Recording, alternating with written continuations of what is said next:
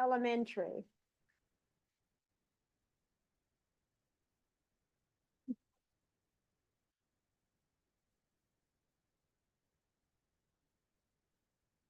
If you just stand. No, let's just stand over there for now. Ethan Carboni, Children's Reading Center Charter School.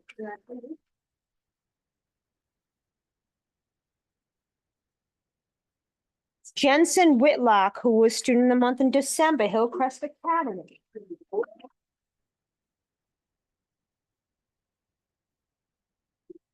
Go on there.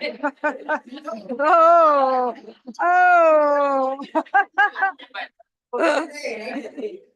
Jamari Williams, Hillcrest Academy.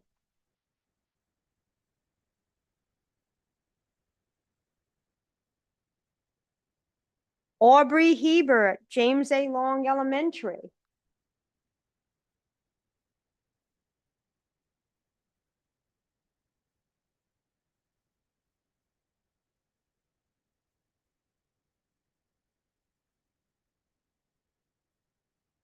Aiden Fells, Kelly Smith Elementary.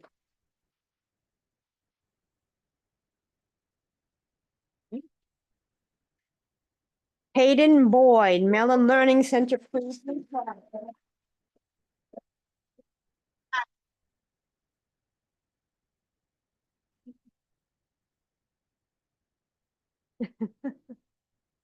Jamez Carr, Mellon Learning Center K through 12.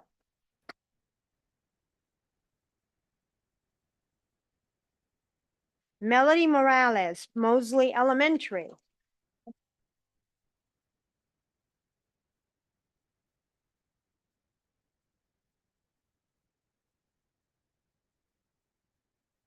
Traylon Baker, Peniel Baptist.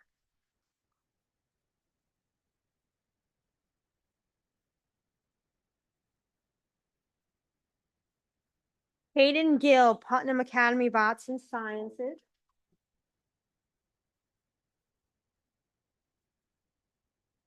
Hakeem Lowe, Putnam Classical Academy from December.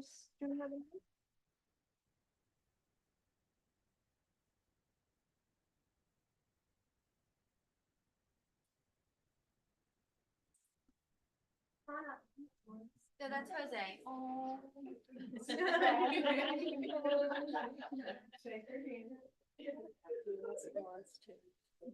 I don't force anybody.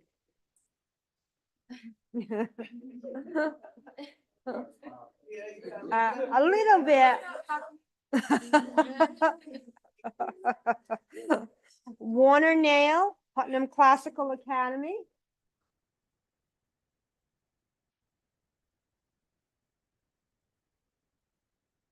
Scarlett Monses, Little Sprouts Learning Center.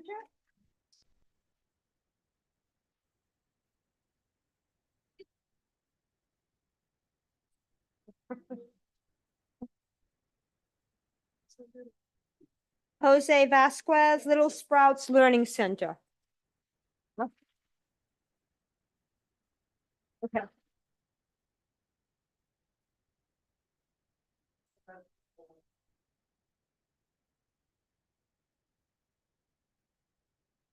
Kelly Smith.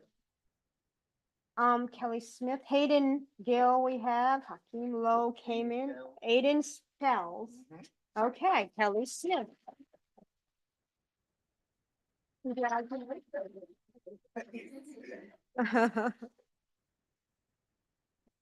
are the extras. Thank you all. Now we're going to take photos. Okay.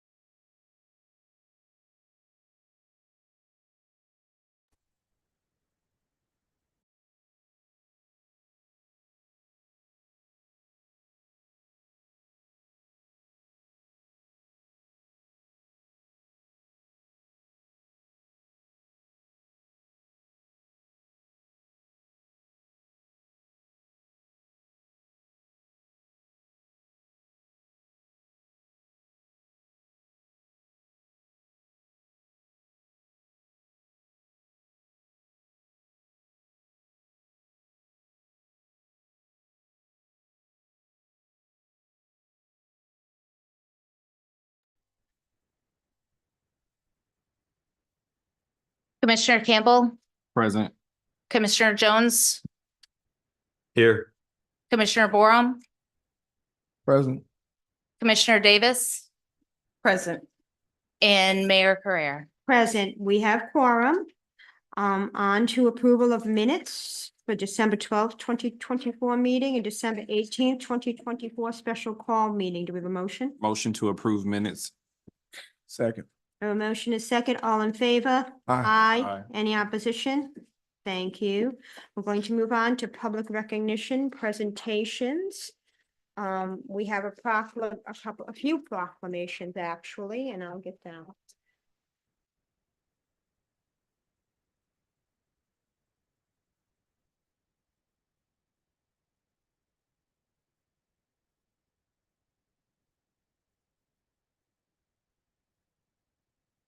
Our first proclamation, City of Palatka proclamation, whereas the Chalmets Inc. is a distinguished national civic organization that was founded on June 17th, 1951 by Gwendolyn Baker Rogers and Frankie Drayton Thomas with a vision to unite women for the betterment of their communities. And whereas today the Chalmets Inc. stands as a nationally recognized organization with chapters across the southeastern United States, advancing its mission to empower women and enhance communities.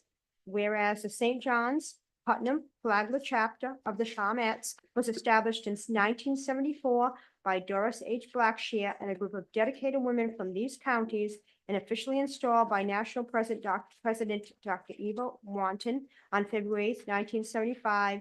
And whereas the chapter's commitment to service is evident in its ongoing support for education, health, scholarships, community development, and its significant accumulation of donations of over $1 million to cancer research at the Howard University Cancer Center. And whereas the St. John's Putnam Flagler Chalmets continue to exemplify the power of sisterhood and community, inspiring women throughout their dedication and unwavering commitment to make a difference. And now therefore, I, Roberta M. Correa, Mayor of the City of Palatka, Florida, together with the members of the Palatka City Commission, do hereby recognize and celebrate the 50th anniversary of the St. John's Putnam Flagler Chalmets and extend our deepest congratulations and heartfelt appreciation to the Chalmets Inc. for their extraordinary service to the community, lasting impact on public health and education, and continued leadership in fostering unity and progress among women. And witness I have unto send my hand, close the seal of the City of Palatka, and the, excuse me, fixed this 9th day of January in the year of our Lord 2025, City of Palatka. Do we have a motion to approve? Motion to approve. Second. The motion is second, all in favor? Aye. Are any Chalmets present? Please come up. And do either of you want to say a few words about the Chalmets? I would like, as we said, we're getting ready to celebrate our 50th year in the community. The local chapter, we sponsor, support, and finance with the Bread of Life, domestic violence, the Lee Conley House, the nursing homes, and the schools. We do scholarships, etc. And we are built to last in this community, supporting our community at full. Thank you. Okay.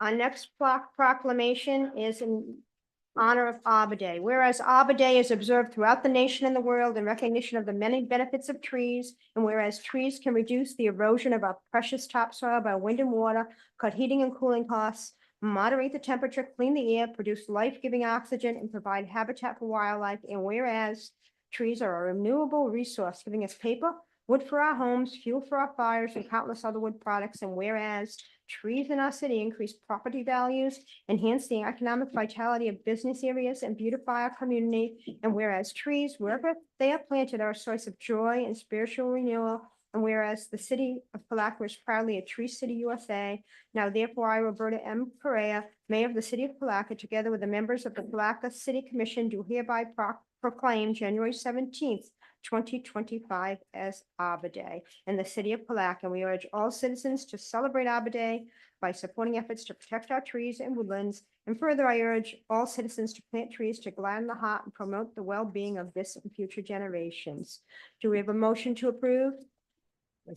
Motion to approve. We have a motion, a second, all in favor? Aye. Aye, thank you. Is there anybody here from the tree committee or for Arbor Day? Would you like to say a few words, Ms.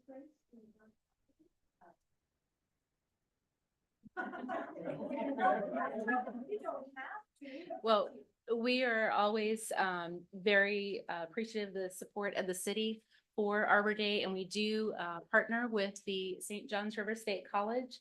And so we'll be doing the same thing this year, and we appreciate and we'll be reading the proclamation at that event as well. So thank you all.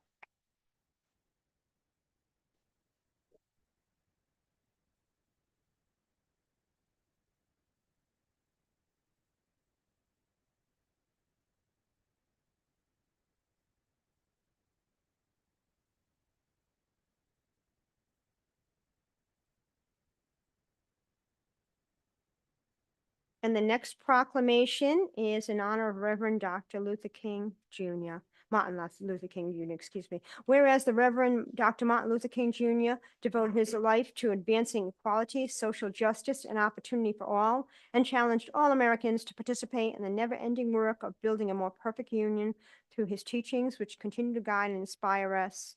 And whereas Dr. King advanced the cause of civil rights throughout the South despite the dangers associated with his work, locally, while taking part in the St. Augustine Civil Rights Movement, Dr. King was arrested on June 11th, 1964, on the steps of the Monson Motel restaurant. His famous letter from the St. Augustine jail to his friend Rabbi Israel Dresner, urging him to recruit rabbis to come to St. Augustine, resulted in the largest mass arrest of rabbis in American history on June 18th, 1964, at the Monson Motel. And whereas Dr. King once said, "We have an opportunity to make America a better nation. I may not get there with you, but I want you to know tonight that we, as a people, will get to the promised land." Though we have made great strides since the turbulent era of the civil rights movement, Dr. King's work and our journey remain unfinished. And whereas we recognize that our nation is yet to reach Dr. King's promised land, this is not an admission of defeat, but a call to action during these challenging times. And whereas by making our communities better, with increased opportunity for all, and by breaking the cycle of poverty and reinvesting in our schools, we carry on Dr. King's work and unlock our children's potential, which is our strongest weapon against injustice and inequality. Now, therefore, I, Roberta M. Correa, Mayor of the City of Palatka, Florida, together with the members of the Palatka City Commission, proclaim January 20th, 2025 as Dr. Martin Luther King Jr. Day, in commemoration of a civil rights leader who dedicated his life to others, and we call upon our citizens to ask ourselves what Dr. King believed to be life's most urgent and persistent question: what are you doing for others?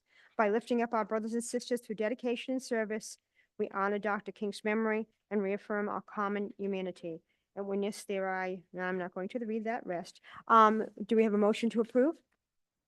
Second. We have a motion, a second, all in favor? Aye. Aye. And come on.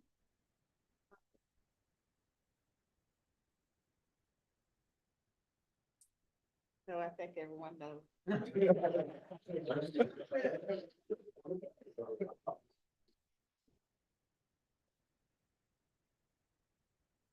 Okay, I think there is something that I need to say, that there will be a brunch of, recognizing Dr. King on, next Saturday at the Calvary Life Center.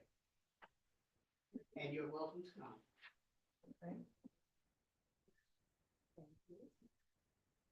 We progress.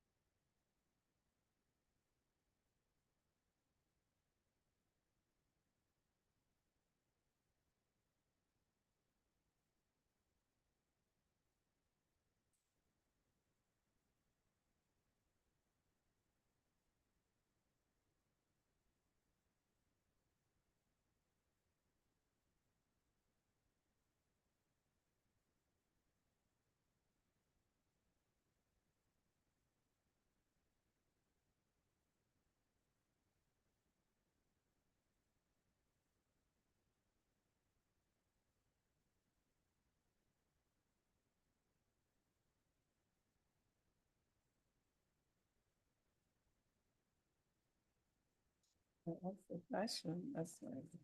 afternoon to the commission, mayor. Because it doesn't sound like it. Testing. No.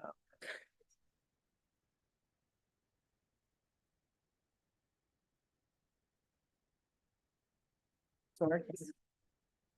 It's working now. It's working now. To the commission, to the mayor's interim city manager. We stand before you today on behalf of our steering committee that we put together as it relates to the Newtown grant, the grant for historic preservation of $610,000 that was brought in from the state, as well as additional funds that started out at $390,000 that were presented to the city. Today is just a compilation of what happened with the visioning statement, with the visioning plan, as well as some of the things that we've been working on in collaboration in hopes of creating additional partnership with the city. As you can see, our mission statement is to educate, inspire, and to engage individuals of all backgrounds through exhibitions of educational programs, community engagement, and partnerships in an effort to preserve the past and promote inclusivity. Next slide. We had a visiting session on November 18th. We had about 50 individuals who came out. We had Commissioner Borum, Commissioner Campbell, who came to that session. And it was a great session. It gave us an opportunity for citizens to come in and actually give input. And so you'll see in this, you see A. Philip Randolph as well as Robert H. Jenkins in this slide. Next slide, please.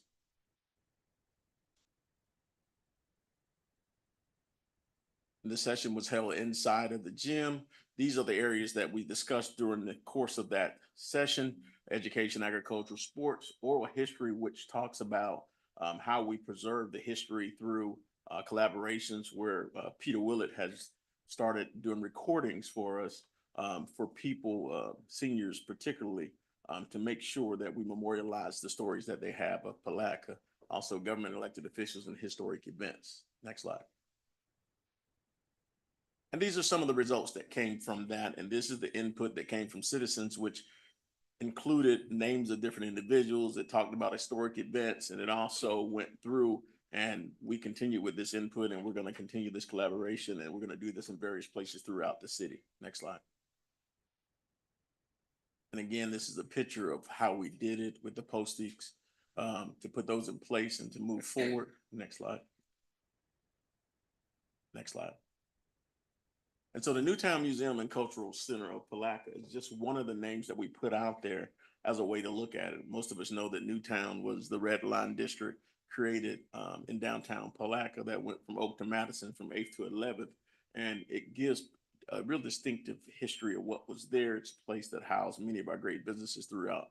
And it gives an identity as to where we are. And with the help of Kenneth Davis, his creation of the logo and things of that nature, it creates a wonderful opportunity.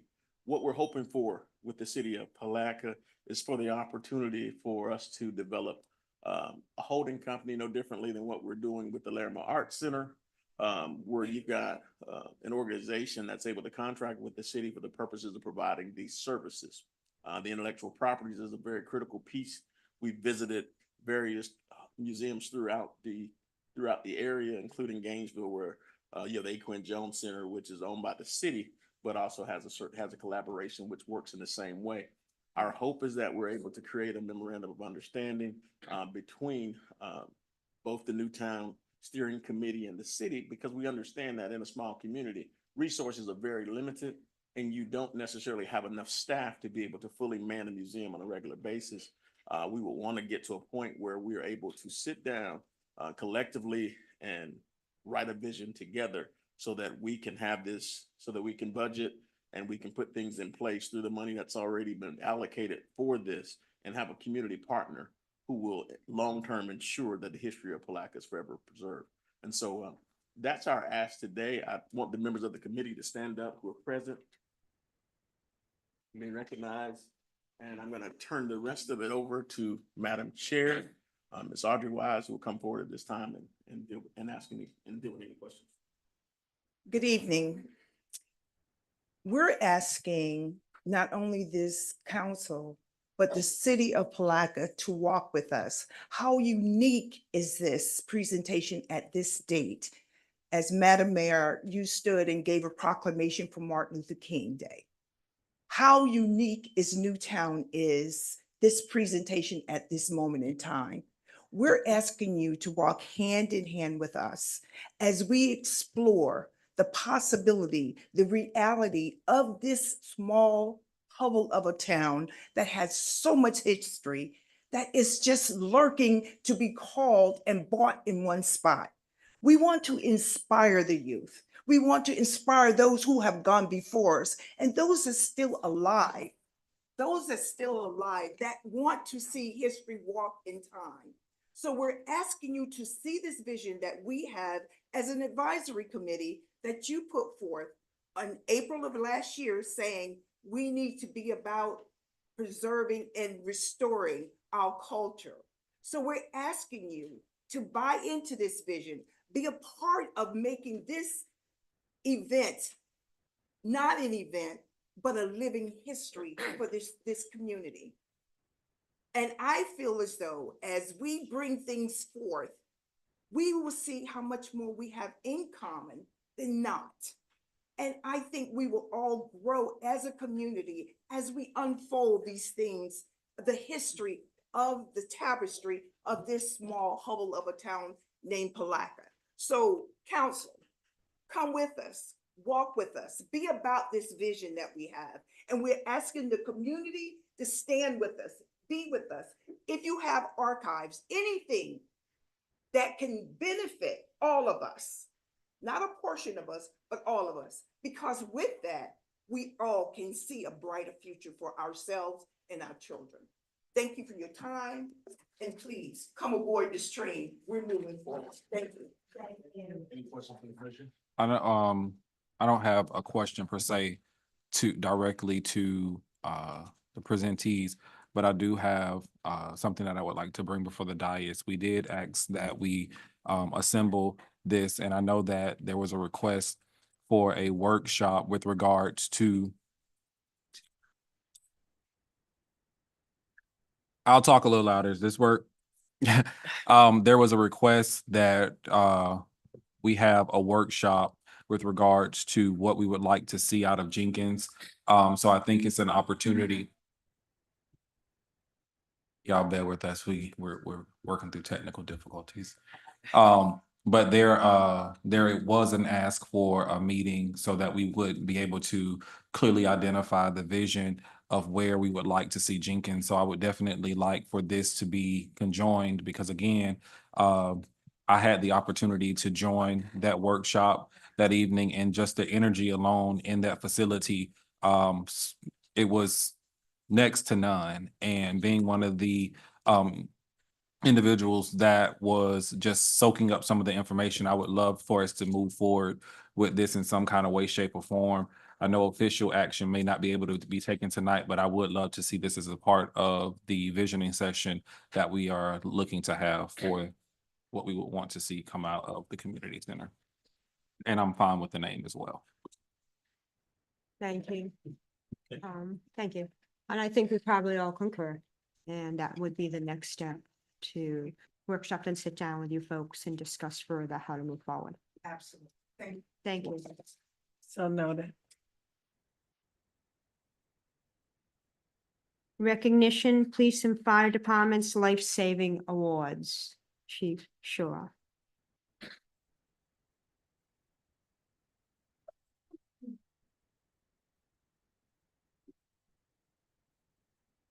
Good evening, Mayor and Commissioners.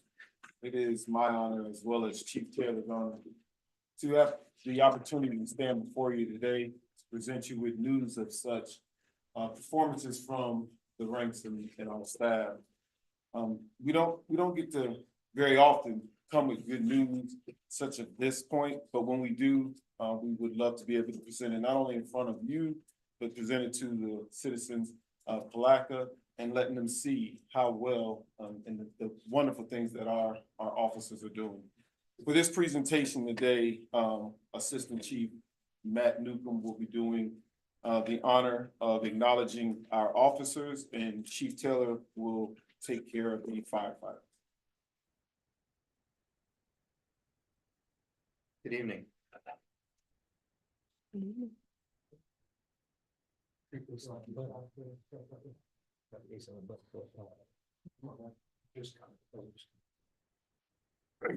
Mayor and Commissioners, on December 13th of 2024, Sergeant Quentin Beckton, and Officer Louis Gagliardo responded to a residence in the 700 block of North 16th Street to assist an adult male who was experiencing a medical emergency.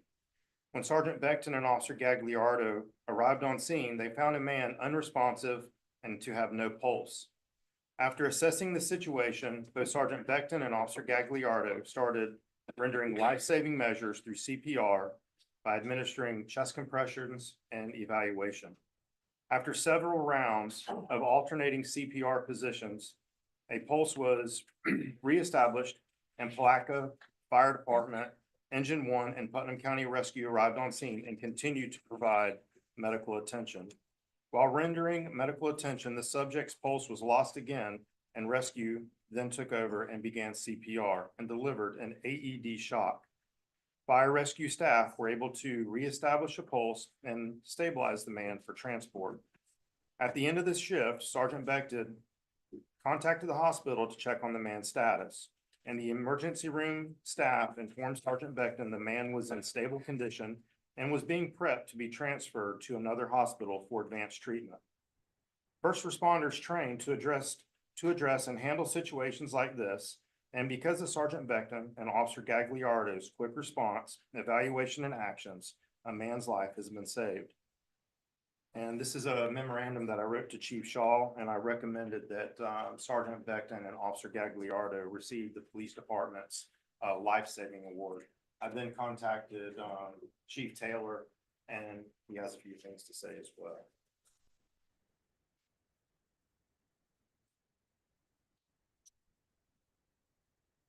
I'll just add to that. It is the selfless acts of our local responders that saved a life on December 13th. The training, the swift actions, and the selfless courage of our first responders that morning made all the difference. Courage to be confident, to step up and do what needs to be done. That describes the men and women that serve this community every day. I'd like to thank the commission for taking the time to recognize the valor and skill of these employees. And on Engine 1 that night, we had Captain Kenneth Sugden, Engineer Matt House, Firefighter Corey Allenbach, and Firefighter Kyle Bondra, who is here with us tonight. Thank you.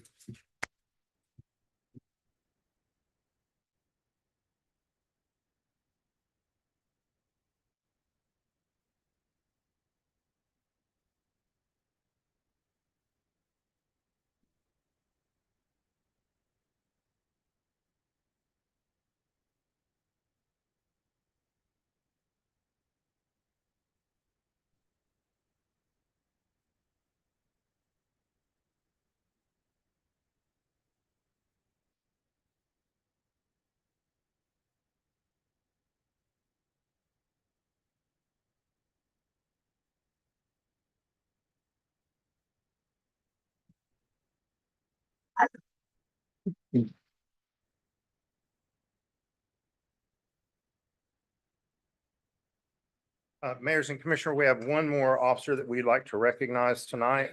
Excuse me, I'm sorry, I can't get my glasses. Just a few days after Sergeant Beckton and Officer Gagliardo were able to save that gentleman's life, Officer Matthew Dickerson, who's present with us tonight, on December 17th, responded to an apartment complex on Hudson Avenue to assist a teenage male who was experiencing a medical emergency. When Officer Dickerson arrived on scene, he found the teenager lying on his back, semi-unresponsive, in a breezeway of the apartment complex building. Officer Dickerson evaluated the teenager, and the teen had fully lost consciousness and went unresponsive.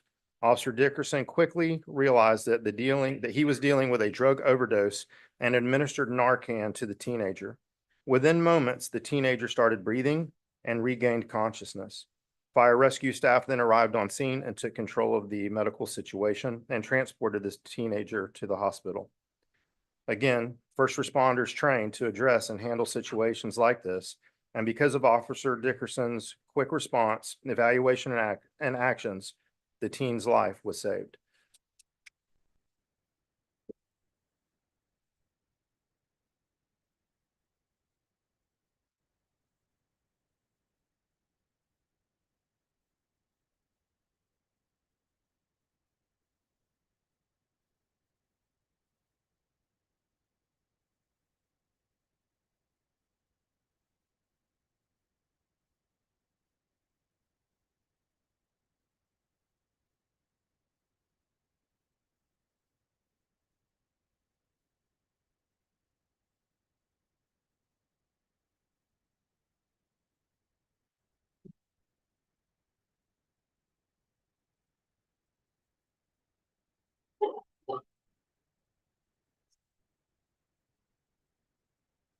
City manager and administrative reports, presentation, police department, Chief Shaw. Yes, we'd like to present the Police Department, Chief Shaw. Again, good evening, Commissioner, Mayor, Commissioners. My reasoning for allowing Assistant Chief to take on the recognition for them is because you guys get to hear my voice now for probably the next 10 minutes or so. I was told I had 3 to 5 minutes, but y'all know I like to talk, so. Amanda, can we go to the police presentation, please? So in our presentation today, we're gonna go over a couple things, and we're gonna talk about crime stats, our crime stats for the third quarter or up to the third quarter. Our new pilot programs are programs that we are looking at putting in place. Our community service for fiscal year 23-24, and our building updates. After that, we'll bring what we see is going to be a projection for the annual year crime stats, as well as discussing some of the things that we've done over the course of several years, and to include what we're looking at doing here in the near future or have started already. With that being said, I'll move on to our crime stats. If you go to that third slide for me, please. Can we make that just a tad bit bigger?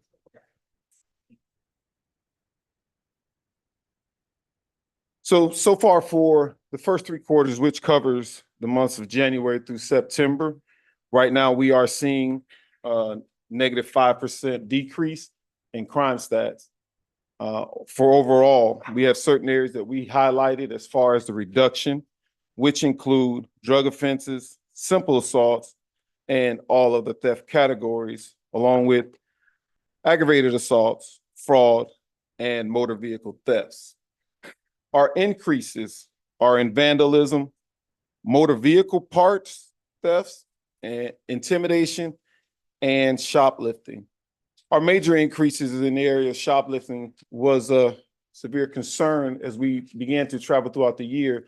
So we implemented a couple things to put in place. We revamped the retail theft program, and we met with all of the retail establishments in the Highway 19 corridor.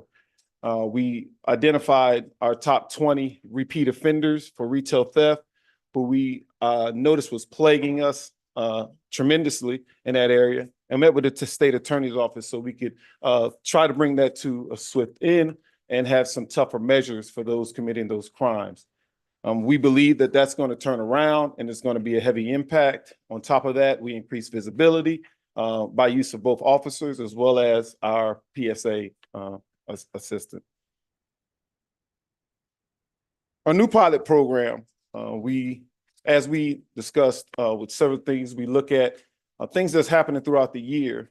So we look at implementing new pilot programs, and one of the new pilot programs we put in is We Record. This was brought to us by our Alpha shift with Sergeant Snyder and Lieutenant Cassidy.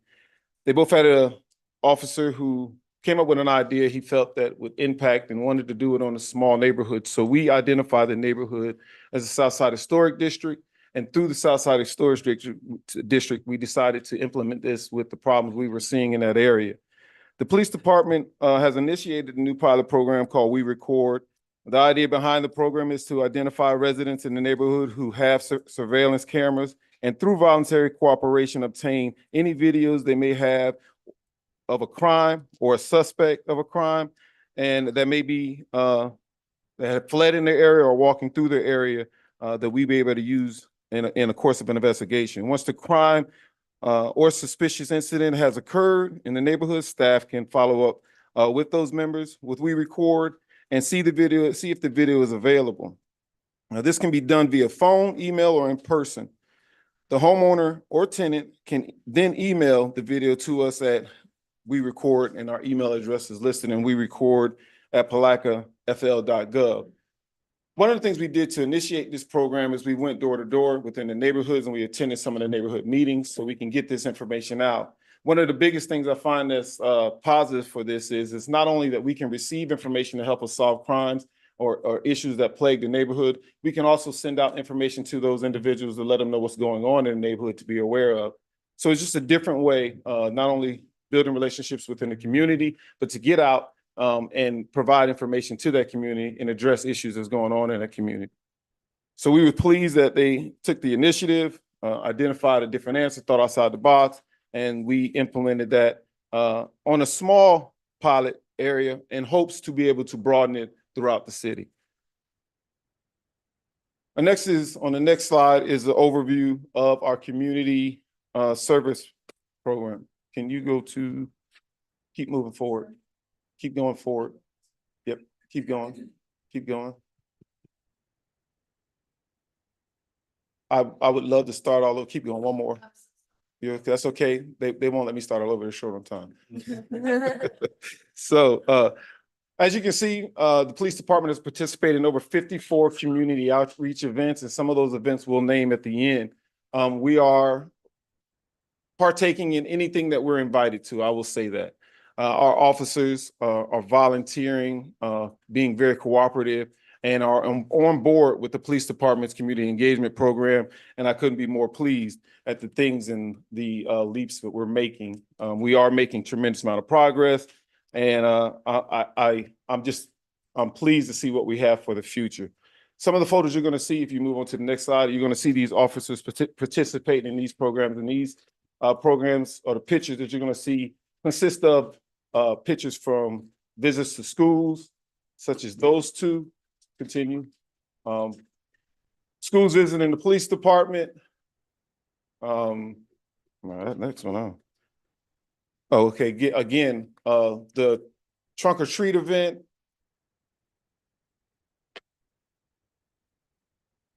And we're, again, like I mentioned, multiple events that we have for the community. We only had so many slides since this presentation couldn't be that big to be able to present. We just wanted to give you a taste of what we have. But again, a number of different activities that we're doing throughout the community. And I'll go into a little bit more of that here in a minute. One of the things I wanted to be able to thank the commission and be able to show the commission the progress on is our building upgrades. As you know, you provided us the opportunity to get our roof repaired, with the approval to get our roof repaired, allowed us to then begin addressing other issues in the building and making the building not only a better place to work, but building the morale of our employees that work in the building. If you look at the first picture, slide back down. If you look at the first picture from left to right, left is prior to, with the leaks that we had in the building, it was causing a tremendous amount of damage to the floors. So once we got the building, the roof taken care of, we was able to update the flooring, and the flooring has done a remarkable change in uplifting not only the look of the building, but again, the offices. If you go to the next page, the first two pictures were the main building. These next two pictures is our detectives division. Our detectives division carpet, I believe, was in place when we originally got the building, and through the course of the years, we just couldn't clean it enough to make it look to where it's presentable for visitors to come in. So the opportunity to address the detectives division was a huge plus. Next slide. Those are the back office for the detectives division, and as you can see, these are the front offices and the front welcome area for the detectives division.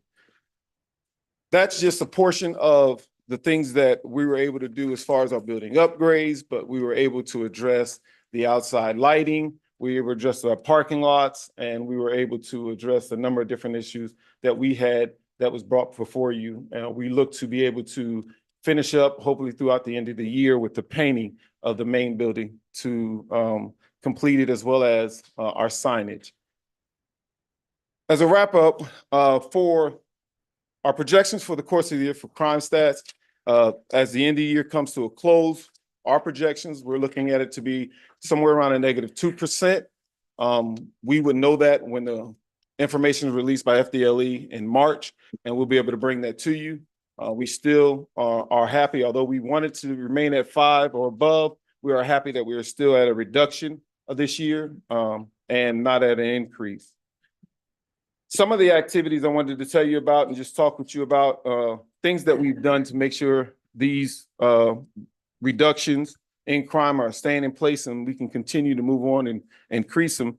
Things that we put in place and strategies, not only building relationships, but reducing crime in the community has come from things we did several years ago. Our community service engagement that we presented to you several years back has been implemented through our Talking Tuesdays, quarterly zone meetings, the Pastoral Alliance, Trunk or Treat, community festivals, our Palatka Pal mentoring. And Palatka Pal is a huge piece for our community platform because it not only addresses the community, but it addresses the youth in the community. You know, we got to start somewhere, providing them with some positive activities and things that was brought up in our last meeting. Our enforcement strategies consisted of partnering with the schools and the Putnam County Sheriff's Office, creating a major crimes detective, creating the task force between the Putnam County Sheriff's Office, FDLE, and ATF, bringing in the outside agencies for both state and federal, joining the Marshals Task Force, adding new software and technology to assist with the investigations and flock cameras. And I'm gonna pause for a minute for the flock cameras because I think it's interesting, since we've invested money in the flock cameras, you hear what the flock cameras have been able to produce for you throughout the year. The flock cameras gave you 627 traffic stops, resulting in citations, 210 citations, 144 for driver's license seized, 53 tags seized, 27 arrests made, 9 stolen cars recovered, 3 drug cases, and 22 other miscellaneous events that are not really identified and listed under that report. But of those importance of it, we were able to recover a missing person. We were able to cover 3 missing persons, which was civil alerts. The system identified a hit and run crash that we was able to track that individual back and make an arrest on him and have charges on them. We were able to assist in 3 shooting cases and identify suspects and targets. And one of the ones were the Reed Street shooting, as you all know, that occurred recently. We were able to identify that subject, track that vehicle, and make an arrest on that individual as well. We identified a burglary, a major burglary case we just had recently with the junior anglers tournament that just occurred. We were able to get back thousands of dollars of equipment and return it to those individuals and make an arrest on that individual who participated in that burglary. Some things that I felt that needed to be mentioned because those cameras we invested in, we said would be a huge part of what we do on our day-to-day adventure into at least being able to address crime. And I believe it's making a major impact in what we do. What's new? We'll talk about what's new and what we're doing on the horizon. We have Cops, Coffee, and Conversations as far as community. We record, as I mentioned earlier, and the revamped retail theft program. We have upcoming meetings with business and community to be able to talk with them about SEPTEP program and many different ways that they may be being impacted and how we can help them address their issues. The Neighborhood Improvement Program partnership with Cultural Arts and Cultural Affairs and the rest of the department heads on addressing issues in the neighborhoods and obtaining, as you know, the grants positions for the cops positions from the grant. Those are all things we're putting in place. We believe our cost positions, once we get them going, is going to magnify our community resource and allow us to, again, continue to, as you know, in the past, build relationships in the community to help us address crime. We know that we're not the only ones who can do it. We can't do it by ourselves. And without the relationships and building the relationships, then we will never be able to chip away at it. It's one bite in the elephant, and we are trying to bring as many people to the table to eat this elephant with us. So it is our goal, and we don't want to stop short of just a piece of it. We want to try to attack it all, and all the help we can get, we're welcome to it. And again, we are taking this in many different angles and not saying no to anything and open to hear everything. Any approach we can get that we believe can help solve what we have going on in our community, we are open to partner, hear, listen, and attend meetings for it and put the action in the works. With that being said, that wraps up my presentation, and I'm willing to answer any questions that you may have. Commissioner Davis, do you have a question? I don't have any questions, but I do want to say that we will continue to support your continuous improvement in making Palatka safe. So Thank you looking very much. forward to working towards that. Thank you. Commissioner Borum?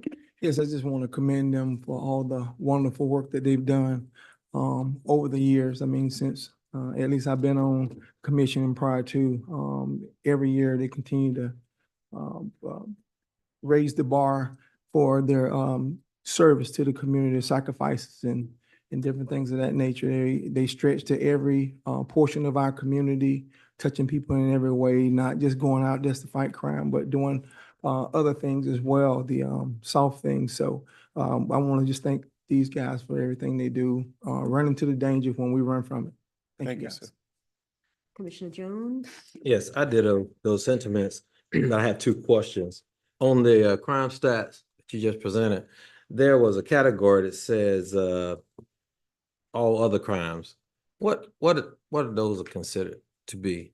So as you know, in NIBRS and UCR, they capture everything that we document. So some of those can be, I believe on previous reports I had for you, I listed actually out exactly what it is. Such things as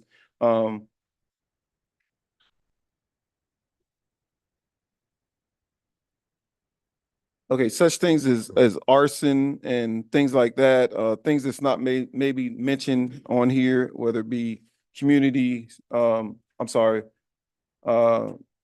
criminal mischief, just it's things like that that are wrapped up that don't have an actual category that they fall in. So they want to capture everything that falls in the area. So those are listed in the other category and they're captured in that area. So, okay.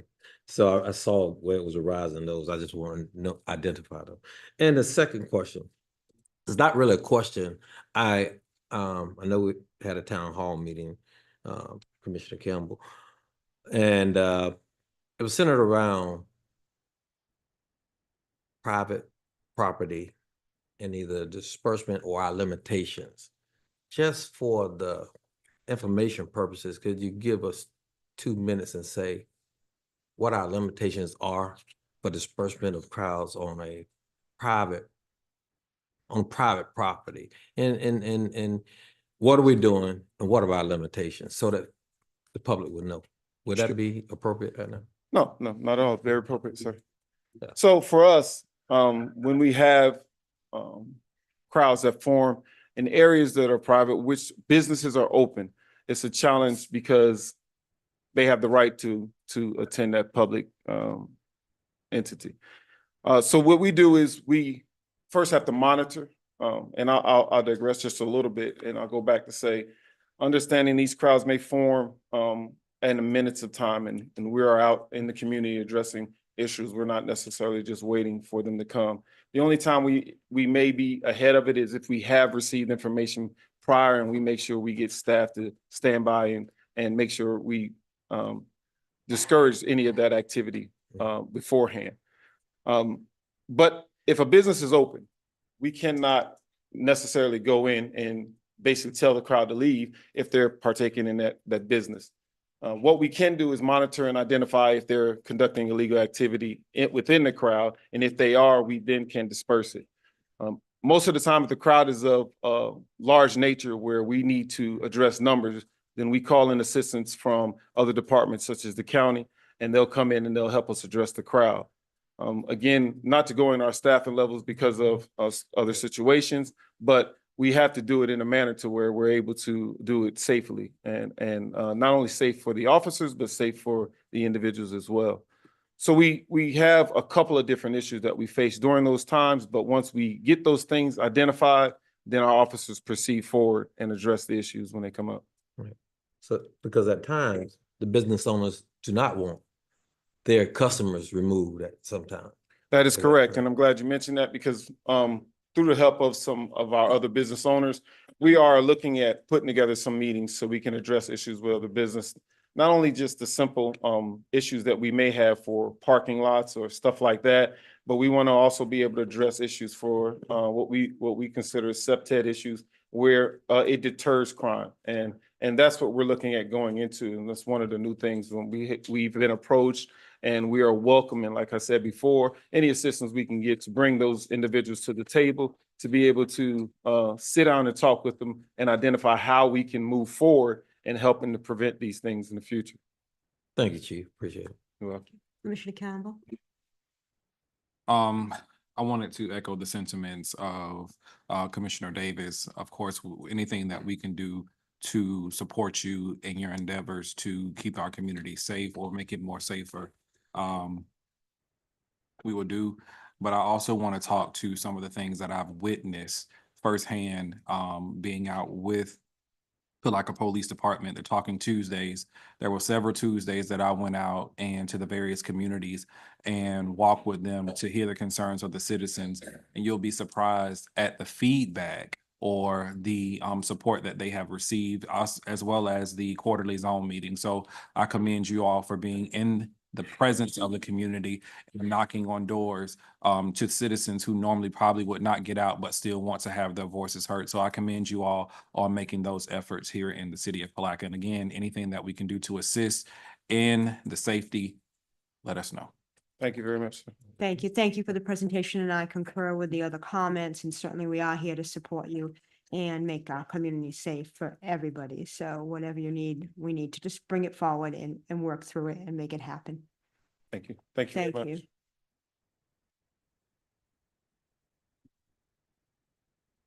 Update City Manager search. Ms. yes. Hardy, and I see Mr. Hanson is in the audience. Yes, Mr. Hanson is here, also Human Resources. We'll make this presentation. Okay. Thank you. Madam Mayor, Commissioners, thank you. As you are aware, on October 14th, the commission adopted a 5-phase approach for us to begin a search for a permanent city manager. We are now in the month of January, we are entering phase 3. So we have received all of the applications that we will receive as effective 12/31/24. And all of the applications, you all should have received copies weekly that were given to you all for your review during that time. We made sure our new commissioner received all of that information once she was sworn in. So all of that part is doing, we're now on phase 3 to begin the screening process and to begin to do Zoom interviews. Once a list of candidates that you all desire. Mr. Hanson is also here because he was the senior advisor that has been walking with me through this process to get and give me guidance on the approach to take and what to make sure all of our applicants knew. So he's here to explain his process. He has been compiling a ranking during his process because he also received all the applications. Rankings for your consideration or review, and you may have other ideas, but he has put it in a ranking that I will make sure that each of the commissioners get, along with your own, your decisions that you desire to have for Zoom interviews. So that's where we're at now. We're on phase 3, and we will be in that to the end of January. Hopefully if we stay on track, all of our Zoom interviews will be done. We will have a short list, and then we will move to phase 4. But Mr. Hanson is here to describe his process on what he went through to get us to this point with our application. Good evening. Good evening. I am Jim Hanson. I'm a retired city manager. I've worked 41 years in business in 4 different cities in Florida and Georgia. And now as a retiree, I volunteer for the Florida City and County Management Association, as well as the International Association, to be a senior advisor. 8 of us across the state. Basically, we're not paid. We volunteer because we try to be of some value to the world and hopefully be of some value to councils and managers. We do a lot of different things. Recruitment in the smaller cities and counties is one of them. We try not to compete with executive search firms. They do a better job than we do. But at any rate, I've worked on numerous cities in the last 7 years since I've retired and have some experience with this.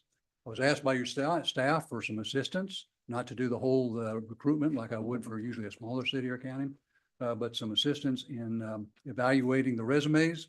It's very reasonable that your staff doesn't want to be involved in trying to rank the candidates that may include their future boss.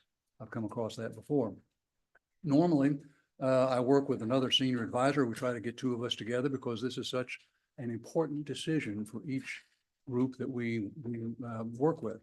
I brought in George Forbes, and earlier this afternoon, we spent quite a bit of time comparing our notes on all of your candidates and coming up with a list of our evaluation of them.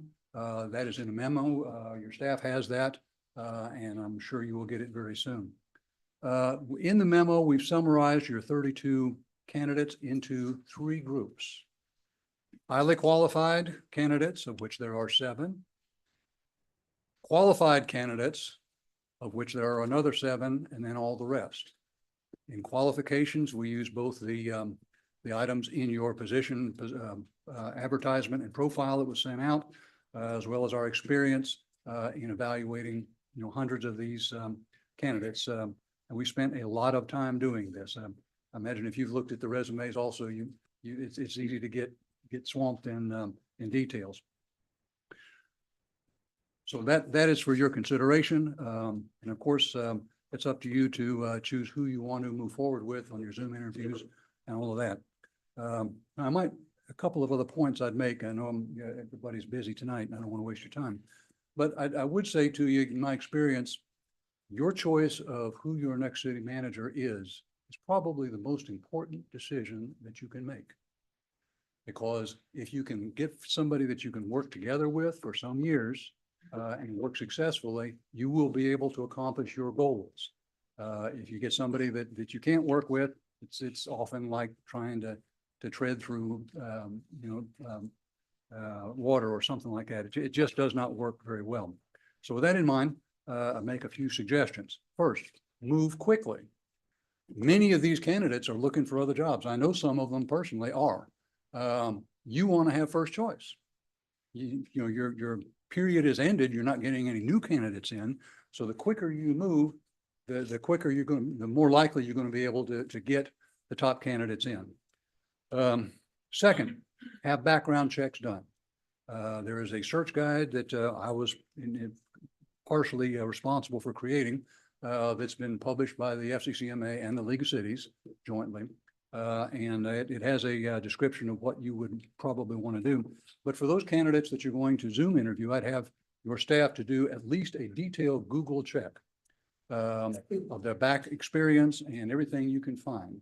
I've seen councils that were very embarrassed to have gotten fairly far along in a process with candidates that may have something in their background that's very embarrassing. It's better that you know some of that right now and cut them off and move ahead.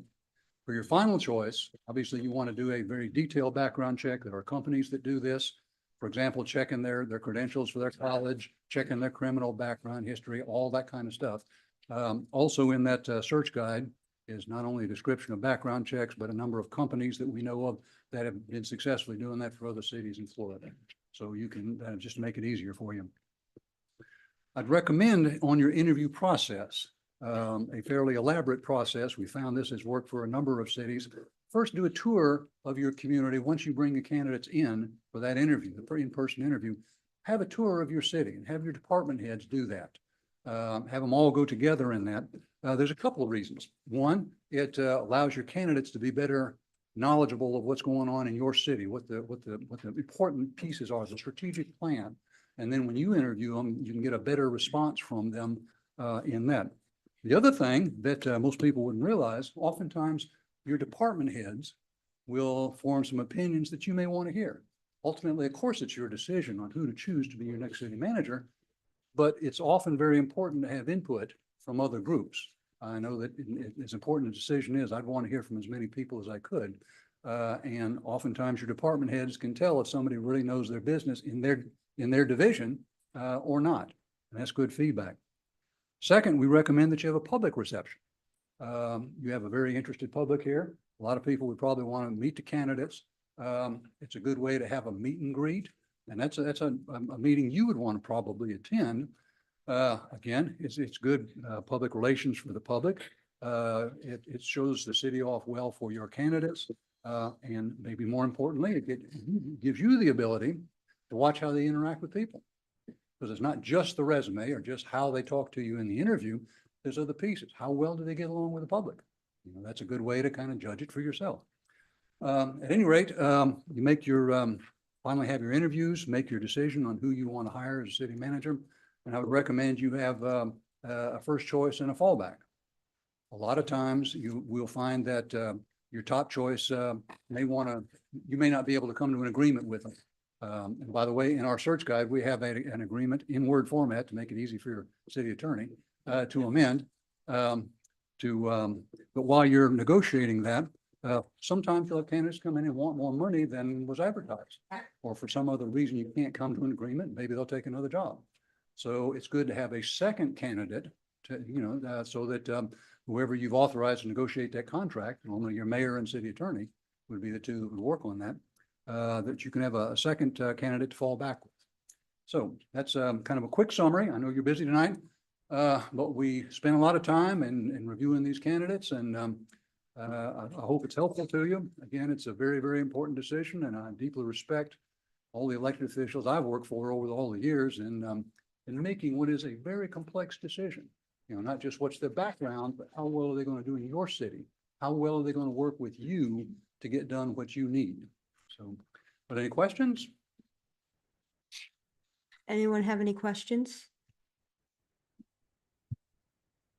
Commissioner, no? Commissioner Jones, do you have? Go ahead, Madam Commissioner Davis? No questions, but I really do want to thank you for your guidance and support of our process so that it can be as thorough as possible. Thank you very much. Commissioner Jones? I do have a question, and it's Mr. Henson. In the plan, I don't see a plan that you're gonna speak to any of the mayor or the commission to see what type of city manager that we're actually looking for, because they will be working directly up under the commission and the mayor. So I think that's a piece that may be missing in what you're doing.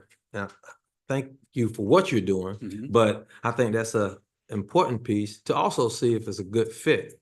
So everything else is fine, but there's a piece, or tell me if there's something that is coming forth, but you just failed to mention. Well, my evaluation, I did not give you a detailed description of how I go about it, much less the other senior advisor that was involved. I rated them not only on what was in your job position profile, like the college education experience and years of experience in progressively responsible positions. I also rated them on the experience they've got in the various departments that you might have, public safety, public works, those sorts of things. I also rated them in a few other things, like the looks of their job history. You know, they have short tenures. You know, have they not been able to hold a job for more than a couple of years at a time? That's what they have similar experience in cities the size of Palatka. A number of questions like that I have evaluated, as well as my partner that did it also. Now, other things like your strategic plan. The best way for you to get that information is to see that it is included in the questions that you would ask your candidates in that interview. Again, I always recommend that an elected body have a written set of questions, so you ask the same candidates, or the same questions to each candidate. And that you make your own notes for one set for each candidate, because I found a lot of times after a long day, you've interviewed several people, you start scratching your head and say, what did that guy say, or what did that lady say? But make sure that that touches on some of the issues to you that are most important. If you have a strategic goal of something that I haven't pulled out of the plan and tried to rate, and a lot of that stuff, by the way, is not in the resumes, but if you want specific information on some of those things, make sure you ask a question about it. And if they give you a peculiar answer, ask them a follow-up question, to get as much as you feel like you need to be comfortable with. So there's a lot of things. When I handled the process entirely, which we did not for your city, then often I would ask the elected officials, what are your top priorities? And what do you value most? But a lot of those things you can't get out of a resume. A lot of elected officials will talk about integrity and that sort of thing. You can't just find in a resume that does somebody have integrity.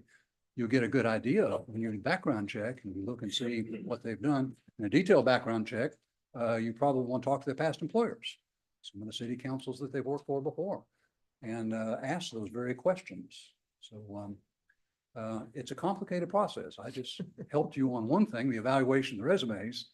You got a lot more work to do. But again, this is the most important decision you guys will make, and it's extremely complex. So I wish you the best, and I will say that getting a good city manager will make a dramatic, it'll improve your ability to get your desires done as a council. Thank you. Commissioner Campbell, do you have any questions? I have nothing. Thank you. Mayor. Thank you, Mr. Hanson. Okay, thank you.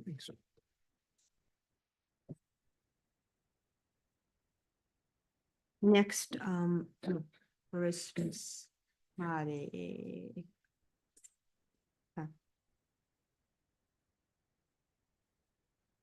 Issues. Next we're on to for D, final investigative report, Greg Rossman Esquire. I think we. No, I'm sorry. Oh, I'm next sorry, listing- update replacement of Yes, aeration I'm tower, repair of aeration tower two. Aeration, you can come on up. The reason why this is on the agenda, Miss Amanda, you're able to pull that up for me at YouTube? Is that we're having a major concern with keeping our water. Notice that the color and the odor of the water, and we went through some period of time when we couldn't straighten that out. So I wanted you to have an understanding why that was occurring. It was because of the aeration tower, and Mr. Sean is here. But if we just take a moment, we'll be quick. Something, hopefully, let's hit that button. That's an aeration tower right there. That's how it looks. Yeah, I know, but it's giving a sample. Okay. So they can at least look. And I don't know if you have the other one, but go ahead and explain. All right, basically our aeration towers start, they take the water from the well. We pump it to the aeration tower. It goes in through our pipes, comes in at the top about 25 feet up, and it rains down. As it rains down, we have media in there. We'll call them wiffle balls. That's what they look like. That wiffle ball agitates the water, drives it crazy, and forces all the gases out of the water. Those gases rise to the top. The only way they can rise to the top is if we have a blower pushing in ambient air to move those balls. But our problem is our blower has failed catastrophically. The impaler blew off it, broke the housing, so we've been down. We do have the parts for it. We do have them in. The fabrication is starting on Monday. So hopefully as of next week, we will have a Band-Aid on a cut that needs stitches. To be very blunt with you. We'll get this up and running. It'll get the water so it's not smelling anymore. The color, we're flushing crazily, opening it up, letting all that water out. Color has started to come back. The smell is now diminished. It'll be completely gone, hopefully next Friday, knock on wood. And we have to start on the next tower because they're both down. They've been down for many, many years before I became here.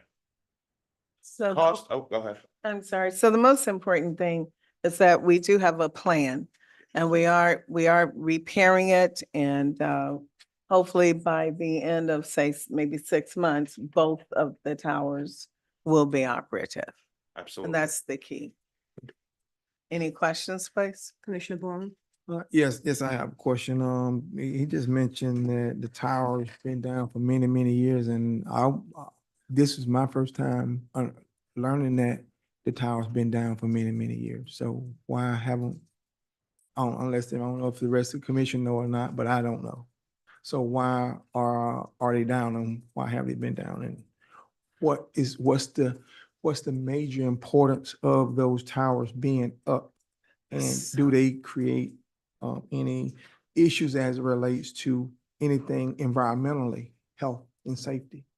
Health and safety wise, no. It's just gonna cause your water to have a foul odor to it. It's not bad for you. It will not hurt you. But it's off pleasing. We all understand that. The towers being down for so long, I wish I could give you a better answer for that. All I know is that's what I have found and we're working to make it better. I don't want to speculate on why it happened.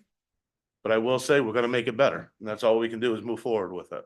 The follow-up question to that is also said that you're gonna be doing something that's gonna do a Band-Aid and you need stitches. That's what I So help me understand, in terms of the number of downtime you have associated with putting Band-Aids on something.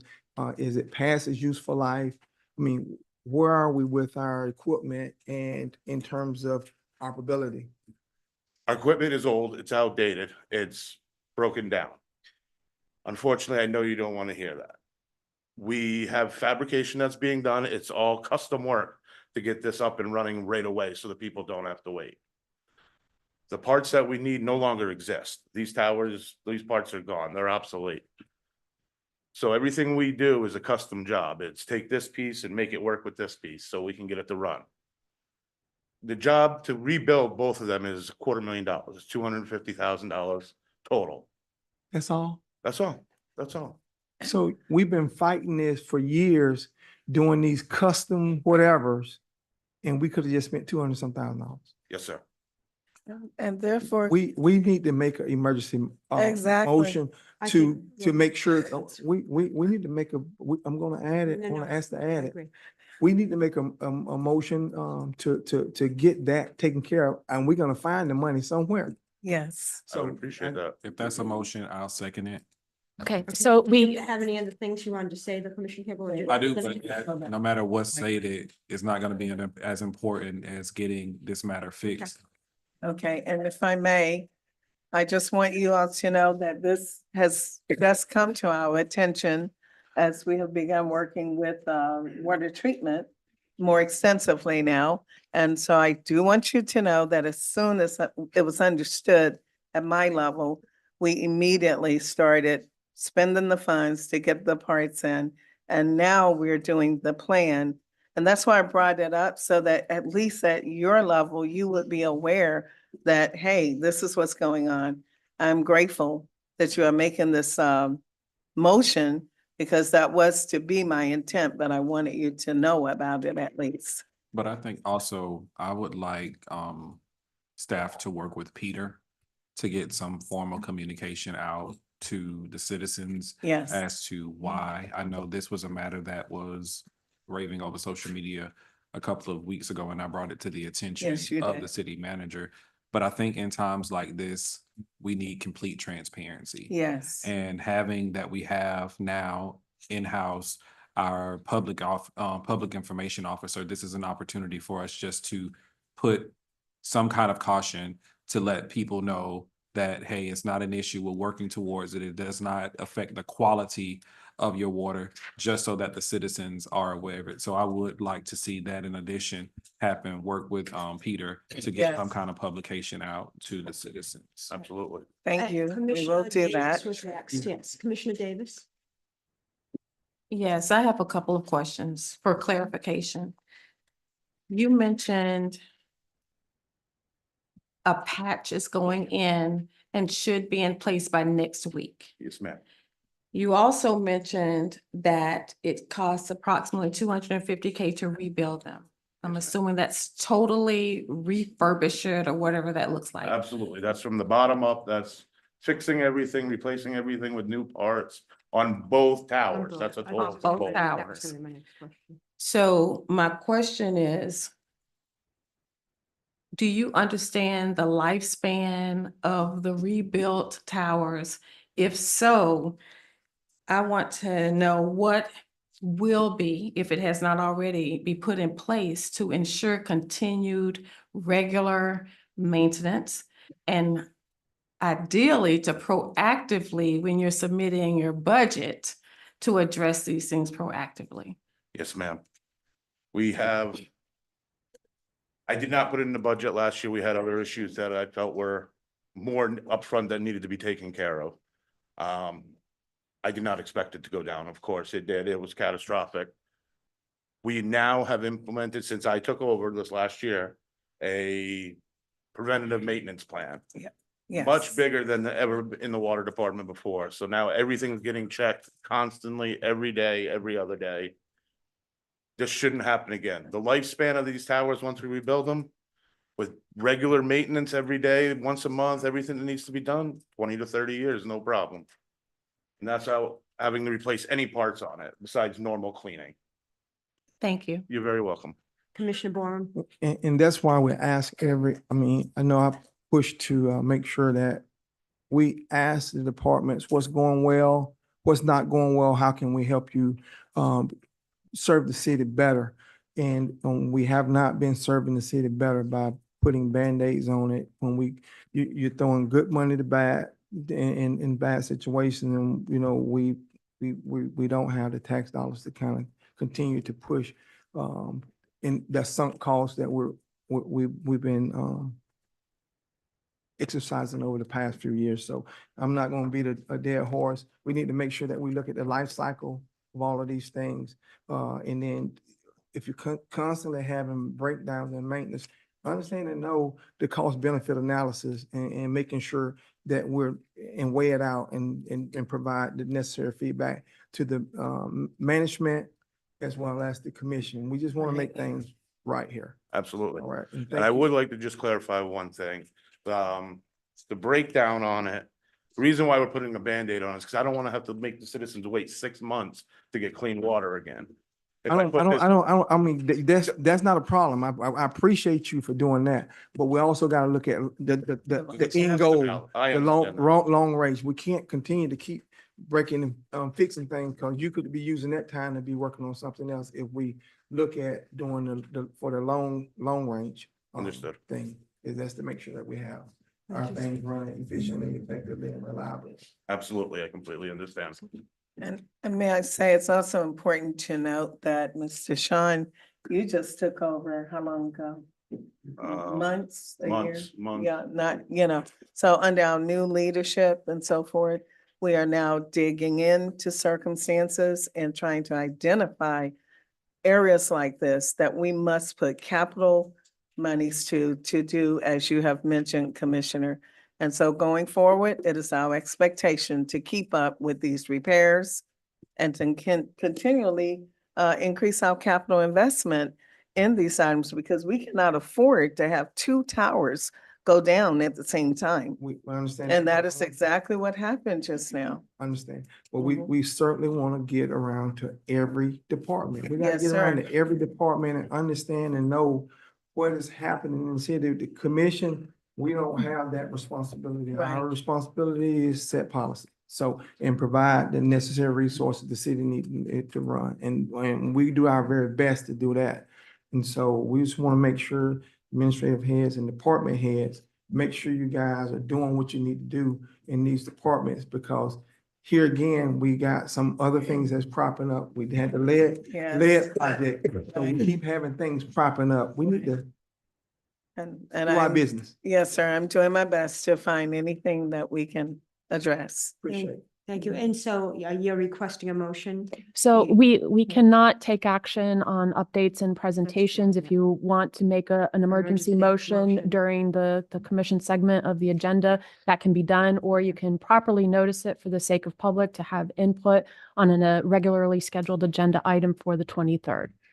I want to add it for emergency item. Okay, well, we'll get to that when we get to that point in the agenda. Thank you. Thank you. Thank you. Thank you. 4D, final investigative report, Greg Rossman Esquire, Miss Cardi. Yes, following the guidance of the commissioners, I was directed to continue the investigation on both individuals, and this is the investigation that Mr. Greg Rossman completed. And we did submit the final report as also requested. Mr. Rossman is here tonight to expound on the final report that he did issue. Good evening. Good evening, My name sir. is Greg Rossman, and I am an attorney about 5 hours south of here and 10 degrees warmer than Palatka. But I was a prosecutor for 20 years, from 1994 to 2014 in Broward County. And for the last 10 years, I work as a legal advisor to police departments and cities and doing investigations such as this, but primarily working with police departments with procedure, internal affairs investigations, search warrants, things like that. But I was contracted back in, I want to say, the end of July to begin, and I have submitted 3 documents to you. One was an interim report, which was submitted September of 24. I was asked by Ms. Cardi to prepare a summary of that report, which is a 2-page document. And that document is dated September 19th. And then a final report dated November 27th of 2024. And maybe I'm being presumptuous, but I'm presuming that you all have received and reviewed those reports. So Ms. Cardi said that it was your pleasure. You wanted me to come up and discuss, possibly in person, the reports. So here I am. So, Mayor, I'll be the first one to break Go this ahead. ice. I must admit that I'm a tad bit concerned at the quality of the investigation. Information that was presented to us, I don't see any additional information really from information that I provided to Mr. Bell at that time. Also, in going through the investigation of the report, were there any contact made with individuals from organizations that you mentioned, or was everything that you received just solely with you looking up online and all of that kind of stuff? So I don't see any back and forth of email communications that may have happened with people that are involved. I don't see any communications at all. So that's one of my overall questions. Sure. So I didn't speak to individuals that, and pursuant to 112, the Commission of Ethics guidelines, that asked not to have their names identified. So that's why they're not identified. I do reference in the report, having spoken to multiple individuals. Some were present and former employees. There were individuals that I reached out to that chose not to speak to me. The first one being what you might say is the subject of this investigation, Sir Griffith. He was reached out to first. I'm used to speaking to that person first to give them the opportunity. They want to speak to me first before I learn anything else, or I gather all my facts, present it to them, and let them address those facts before I give you a report. Gave that option, well, the email and through cell, and I received no response to that. With regards to excluding Mr. Griffith, in the categories in which we've asked you to investigate, I'm not sure exactly. And again, you said that they have the ability not to come forth with regards to having their name publicized. But I've spoken to several people said that there were no communications with their different organizations, which again is perplexed me, because how can we have a thorough investigation if individuals who hold high ranks within those organizations, they're not, or they have not been contacted. So again, that's why I'm one of the ones who made the request that you be present so that we can ask you the pressing questions and not put our staff in situations or being able to answer questions that they may not necessarily have the answer to. So again, I was the one who made that overall request, and I thank you for availing yourself, but I'll listen to the rest of the commission before I make any other. Well, I'd like to address what you said. There's 2 ways that was addressed. Absolutely. One is, as a consultant, at the time, it was the city manager, Mr. Bell, that reached out to me pursuant to orders from the commission. Mr. Bell gives me, at that point, my marching orders. I discuss with him how I'd like to do the investigation, but I have no subpoena powers. So I cannot speak to anybody who does not want to speak to me. Mr. Bell and the documents themselves lead me towards people that may have information. I reached out to people and some spoke to me. Some did not. There's nothing I can do about that. I will say it didn't affect, I did not believe it affected my ability, with possibly the exception of the third, what we call the airport property, because I think in fairness, I think I used the word exoneration, found there was no conflict there because there was no connection. There were people that gave information that they thought would show there was a conflict. I couldn't verify that. So if I can't verify that myself through documentations or other kind of evidence, I'm not going to draw a conclusion from it. So you'll see in my first report, the exhibits, I think the report is 11 pages, the exhibits are some 20 something pages.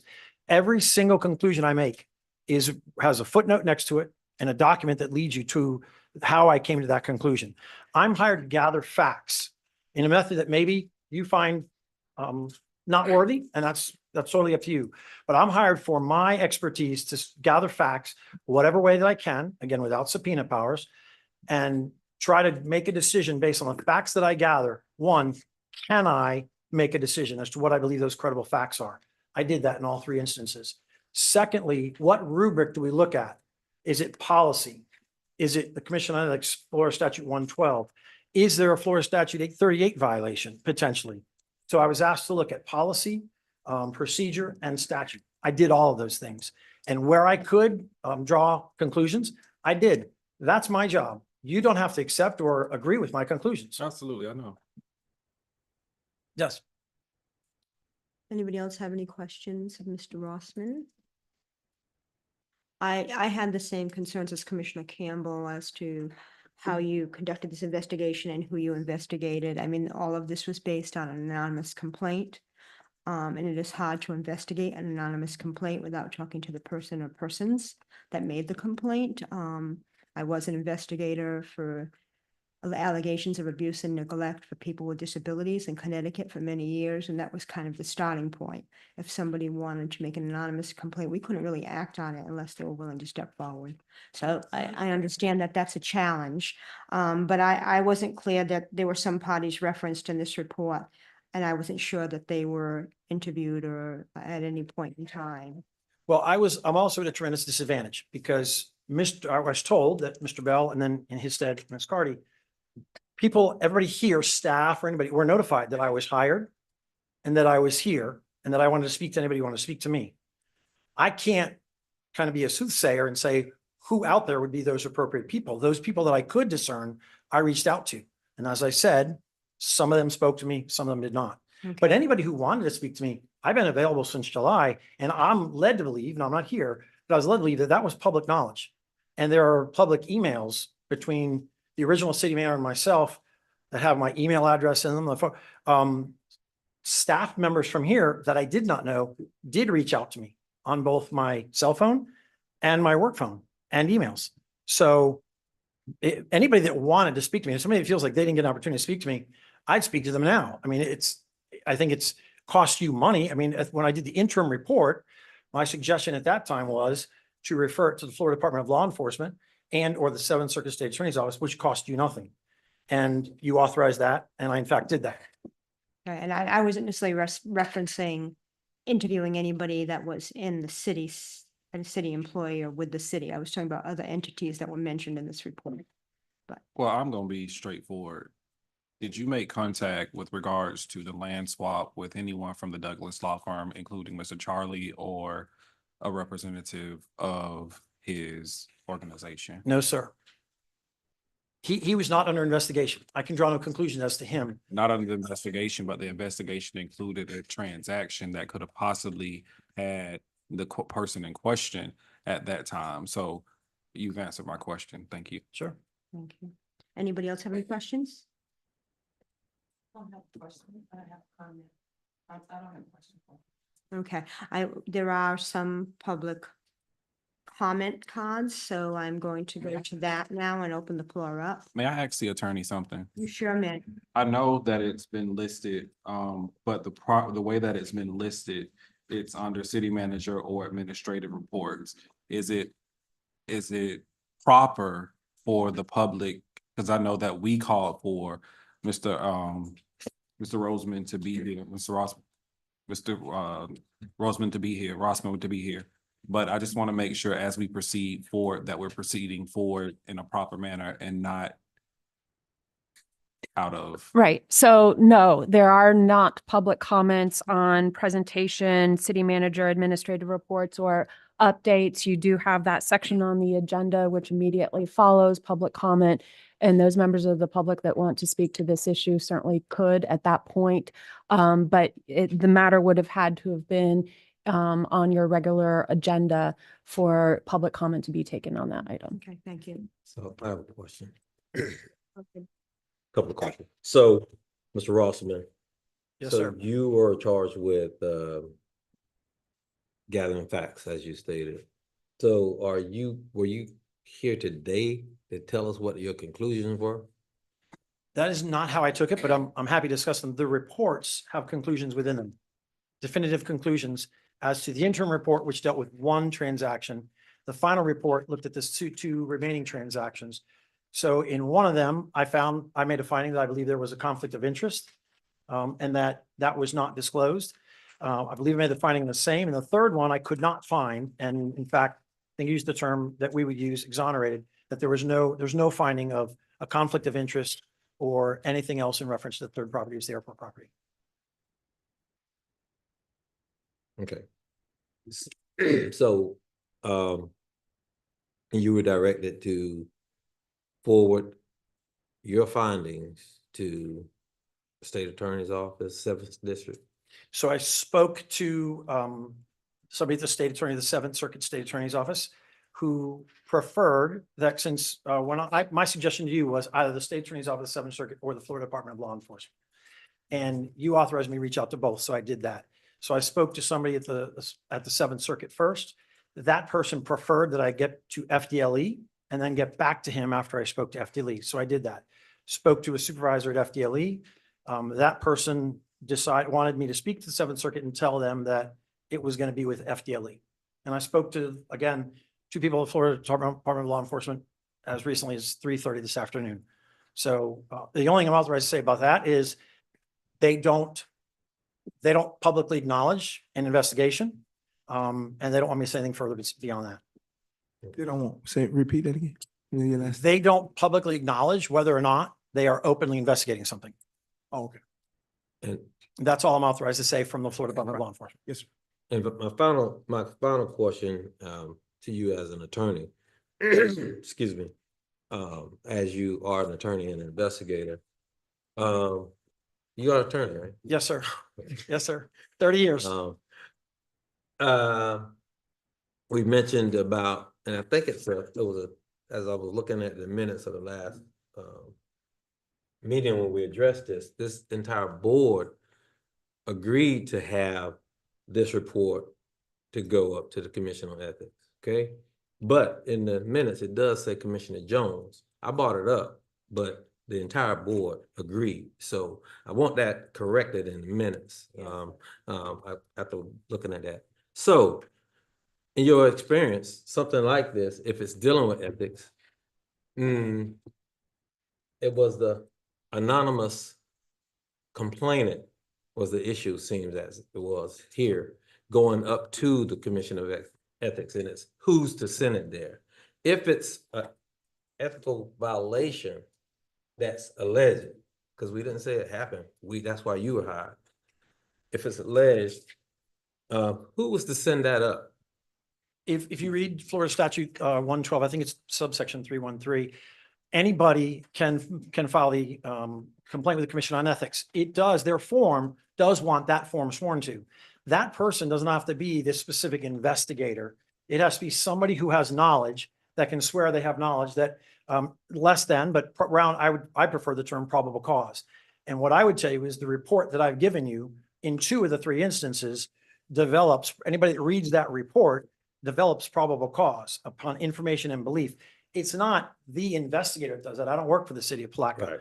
So my job is to hire and give you facts upon which you can draw conclusions. If you choose, you may not all agree on them. But anybody who reads that and believes that based on the conclusions that I have made and the facts supporting those conclusions, that there is probable cause to believe that anybody can file that and should properly file that with the Commission of Ethics. So even if you don't have firsthand knowledge, which none of us do, it's an, again, anonymous allegation, we can report that to the Commission on Ethics without firsthand knowledge. I thought one had to have firsthand knowledge. Mayor, I will tell you this, the last 7.5 years, I was a homicide prosecutor, 65 homicide trials.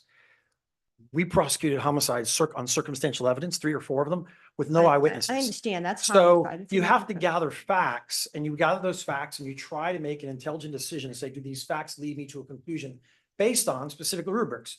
Reasonable suspicion, probable cause, we're talking about in the law enforcement area, things like this. And that's why I try to use the term probable cause, because it's what I'm used to, it's what I'm from. I think it's the fairest way to do things. Probable cause doesn't mean anybody's guilty of anything. It means that there's further investigation warranted. That's all it means. So I was asked to draw my opinions. I did so. I believe so fairly. I'm used to, I've done a lot of these. I'm used to nobody's ever happy.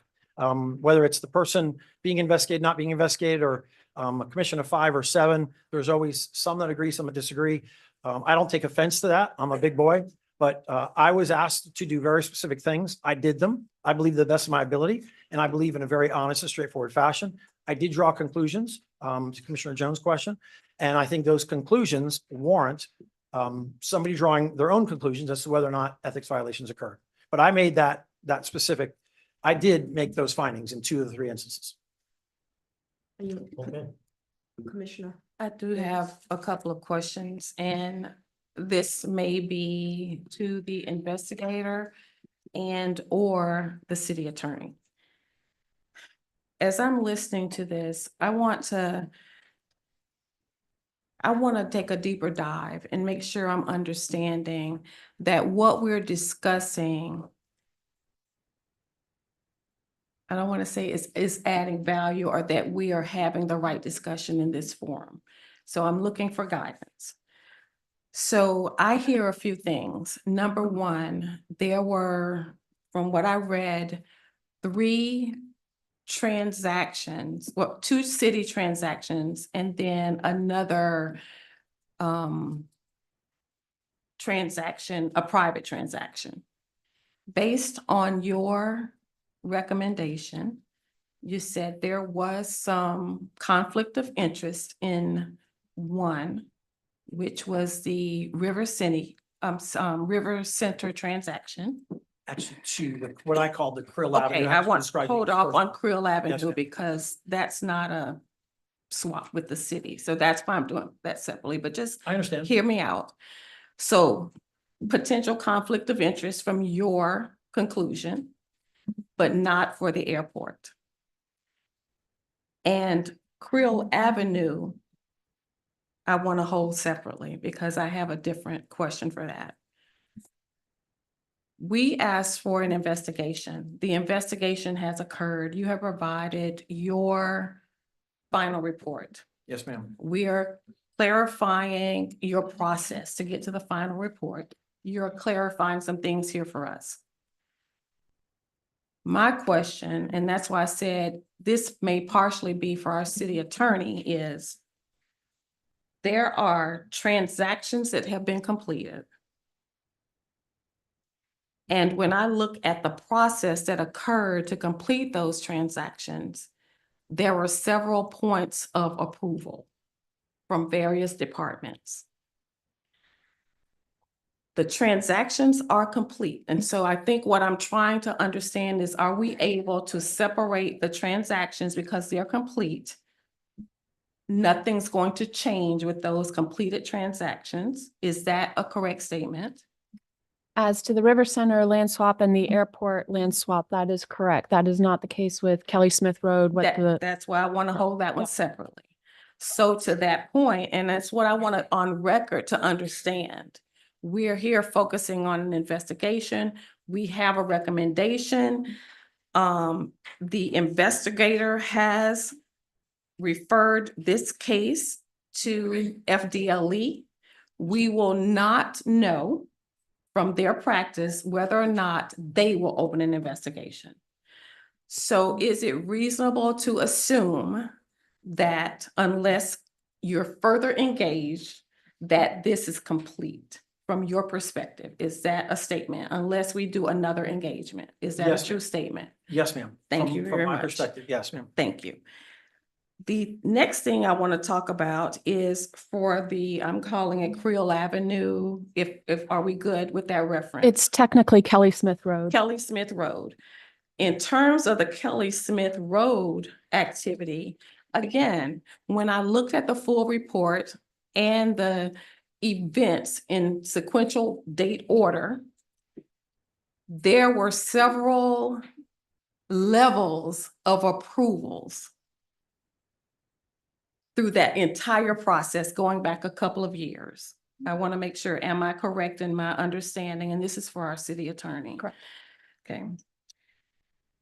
In the case of that,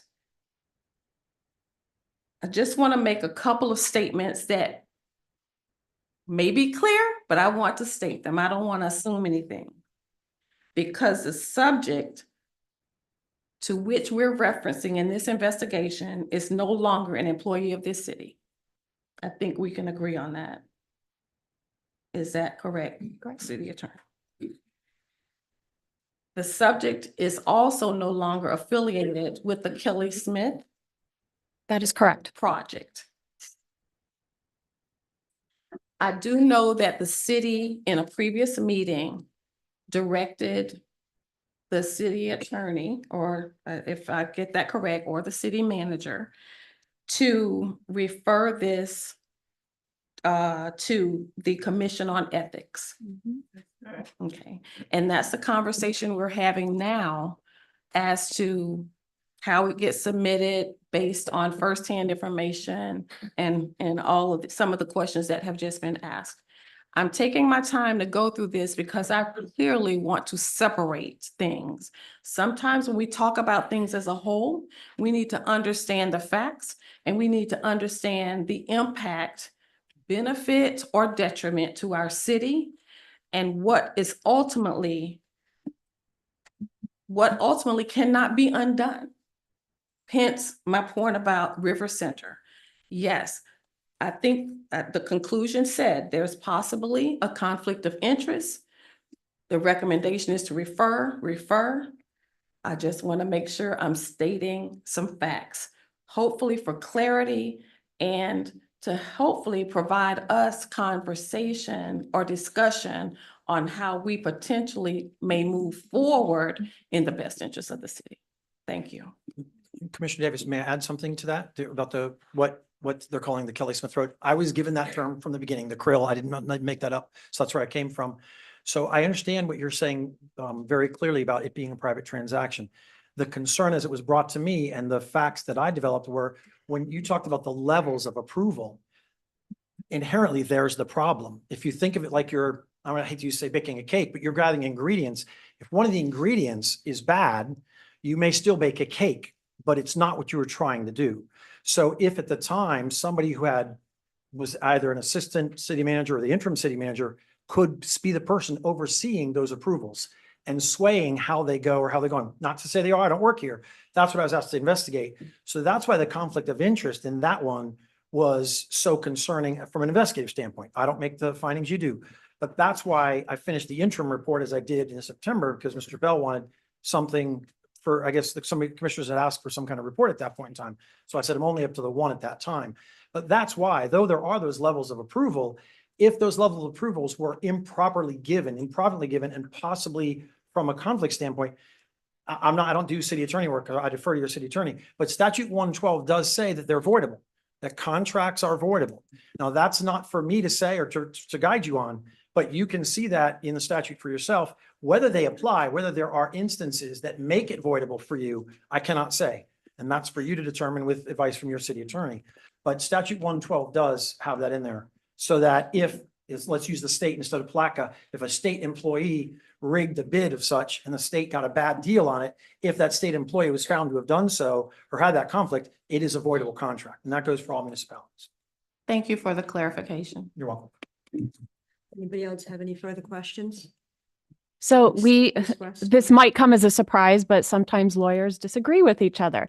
At the last city commission meeting, the commissioners did direct the city manager and myself to move forward with filing a complaint with the Commission on Ethics based upon the investigative report conducted by Mr. Rossman. As you know, I drafted a memorandum dated January 2nd, following my review of the Commission on Ethics rules, the Florida statutes, and then also I followed up with contacting General Counsel for the Commission on Ethics.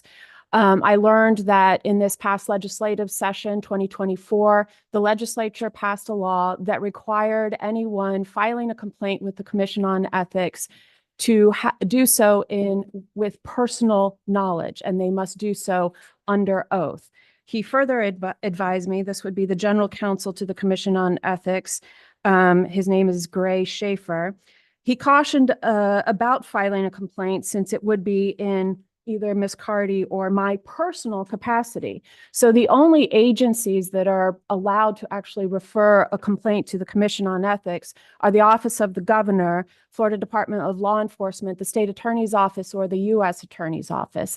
Anyone else has to do it in their personal capacity and also be subject to personal liability should the complaint found to be frivolous. They would be on the hook for the attorney's fees and costs that were incurred by the person that was under investigation.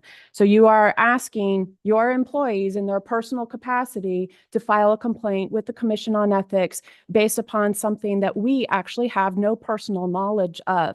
Unlike what Mr. Rossman said, I do not have personal knowledge. I am not comfortable under penalty of perjury moving forward, signing an oath saying that I do, simply based upon his investigative report.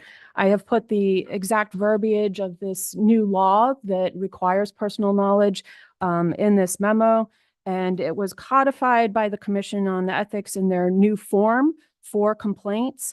And you can also find it in section 112.3177 Florida statutes, as well as the Florida Administrative Code.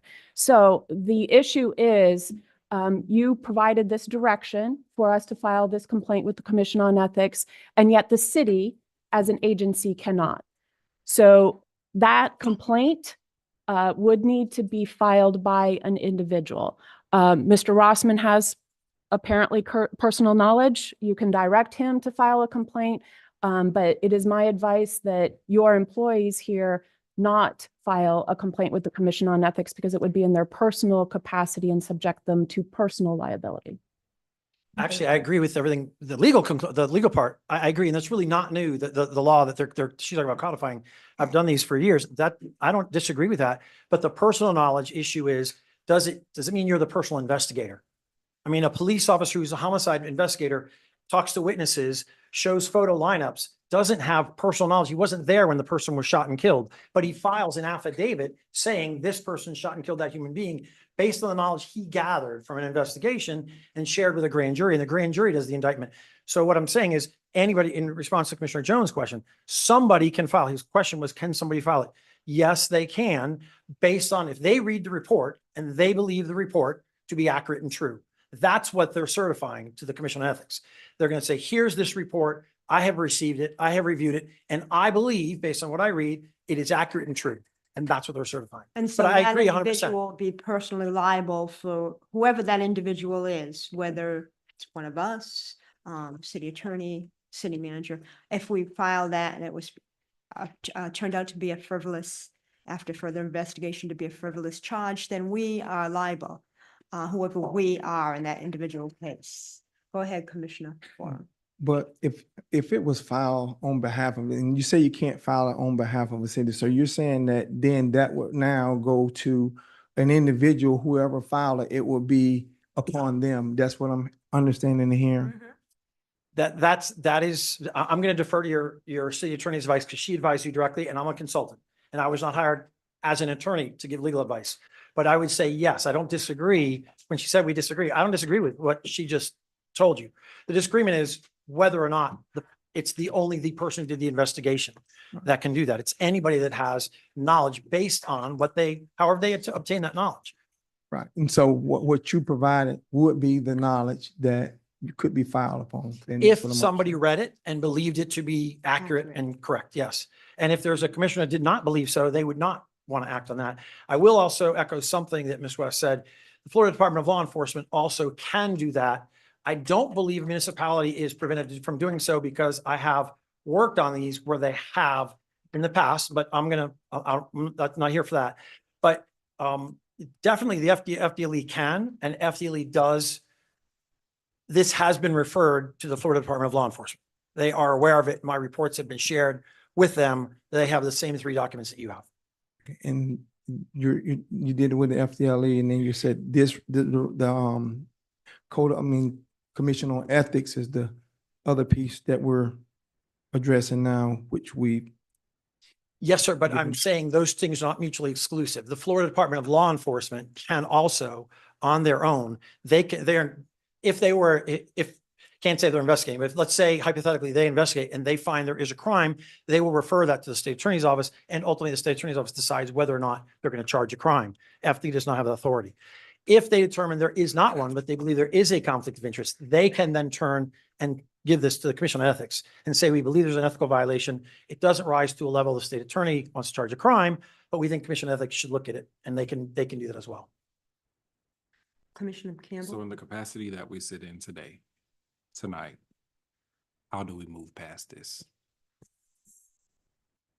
That's a great question. And that is what I was seeking a little bit of guidance on when I provided this memo on January 2nd.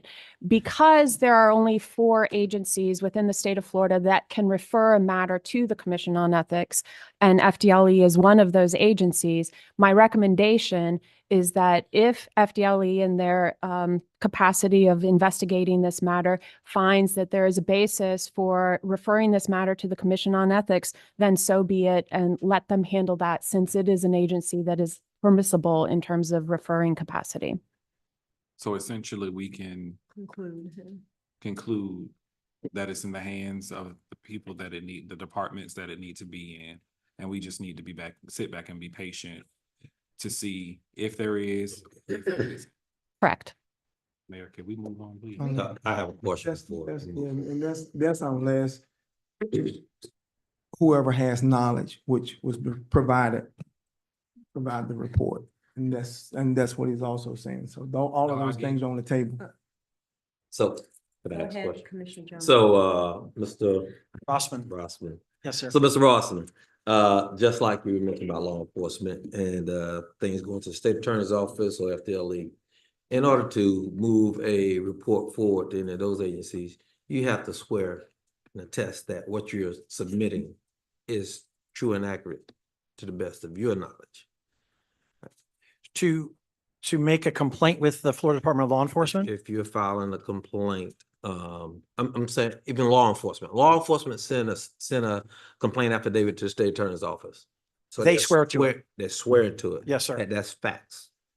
To the best of their knowledge. To the best of their knowledge, yes. It Best doesn't of mean their they're knowledge. facts. So with this report, are you doing the same? I'm not. I'm not asked I'm not here in a capacity where anybody's asking me to swear. Yeah, I I'm can asking tell you that now. I'm asking you're submitting that report. And so. I stand by my report. Yeah, so. Yes, sir. Every word in it, including where I did not find a conflict. I mean, people want to look and the people are one side or the other. I go where the evidence leads me to go. I don't know the person. The reason I think I was chosen is because I'm 5 hours away. Right. I don't have a dog in the fight. I don't have relatives here. I don't have cousins here. I don't know anybody here. So I have nothing to gain. And in fact, I want to say try, but I recommended that this conclude back in September at about half of what you spent on it. And you asked me to continue going forward. If you look at the hearing and I appeared by Zoom and said to the commission, that's when I said, send it to FDLE and or the state attorney's office, whichever one agrees, if they agree at all, to take it and then spend no more taxpayer money. But I worked for you at the time and I was given direction in an email from Ms. Cardy to proceed. So I did, but I stand by everything in the report. Yes, sir. So I think goes back to what Campbell said. We really just got the same information those next 3 months. But I'm okay with what you said and what the attorney said. But I do know that in the investigation, once you complete that investigation, you attesting that you're presenting facts to us, and you didn't just go and say, "Hey, this is what I believe happened." It's almost like Dragnet. You know that show back in the day, Just the Facts, and that's what we wanted you to I'm old present. enough to remember that. Yes, sir. Just The the movie, the facts. black and white original That's version. right. Yes, sir. So if you were doing that, you know, I just want to make sure that you go on record saying that. That's all. Yes, sir. Yes, sir. And I'm always well aware. I don't make the final decision. I just present to you what I'm asked to present. Mhm. And that's all I can do. Thank you, sir.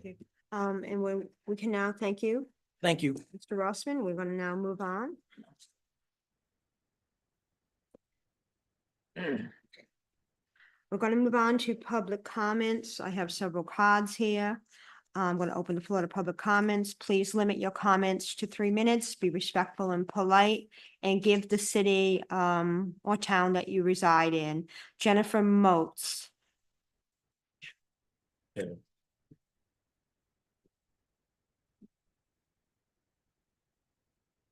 Good evening.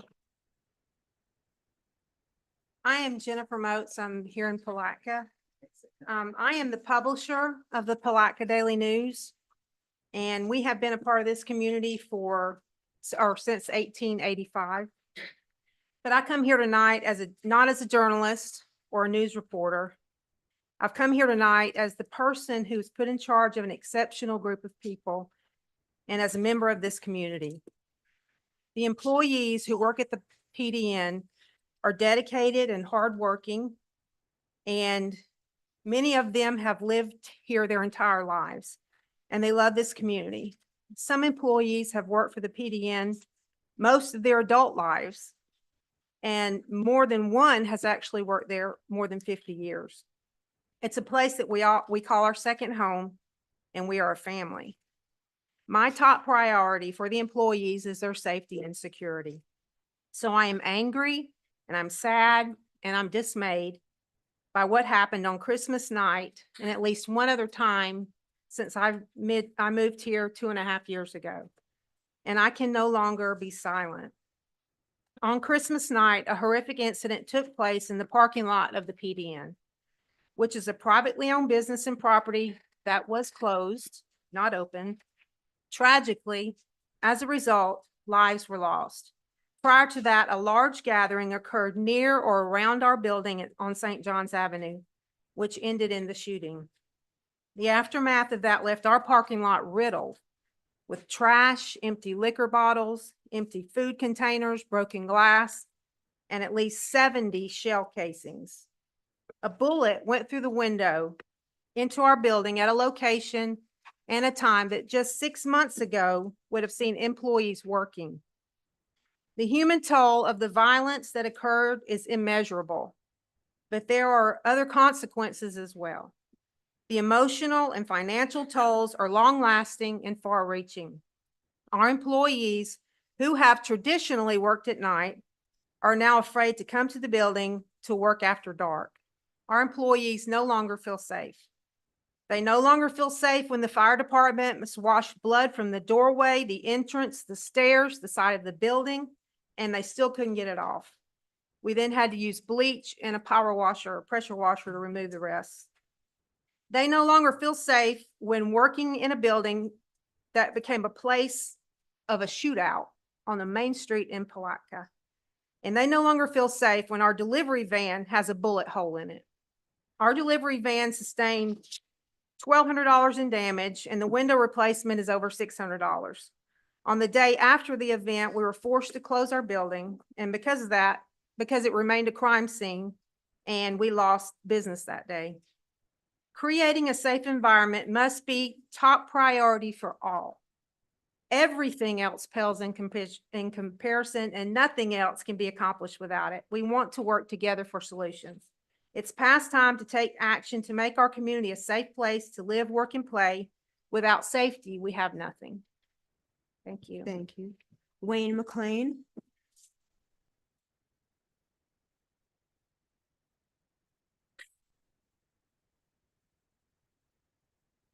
Yeah, Wayne McLean, Palatka, Florida, also an employee at Beck Automotive Sales and Beck Automotive Group. So as a community member in a business community, I want to take this opportunity to express my full support for the City Commission's ongoing efforts to improve public safety. particularly in supporting our law enforcement officers. The work our police officers do every day is essential to ensuring that our streets are safe and our businesses can continue to operate in an environment where both employees and customers feel secure. I believe we must recognize, and so does my company, and support the vital role that police officers play in keeping our city safe. The challenges they face are immense. I am grateful for their dedication and commitment to protecting our community. By increasing resources for law enforcement and improving training and fostering strong relationships between officers, business owners, and residents, we can work together to ensure a safer and more resilient city. I understand how crucial it is for our local police to have the support and resources they need to respond effectively to crime and public safety issues. I stand with the men and women of our police force and offer my full support along with my companies to the City Commission to provide them with the tools, funding, and community backing necessary to succeed their mission.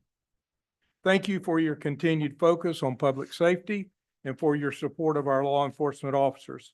Please let us know as business owners and community leaders what we can do to foster a safe community. I agree with several of the commissioners when they expressed last week that public safety has to be the #1 priority of government. I look forward to the positive changes these efforts will bring to our community and local businesses.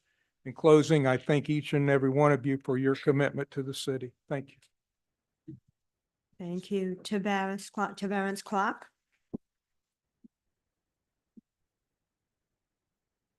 How you doing, man? Good. How are you, Mr. Clark? Guess what? Can you give us your name and Lawrence Clark, your city of residence, just for the record? Commissioner Camp, Commissioner Jones, Commissioner Bourne, Commissioner Davis. I'm a free man.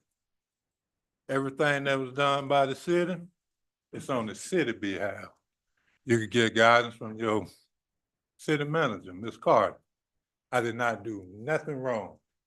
Y'all gave my business ownership away.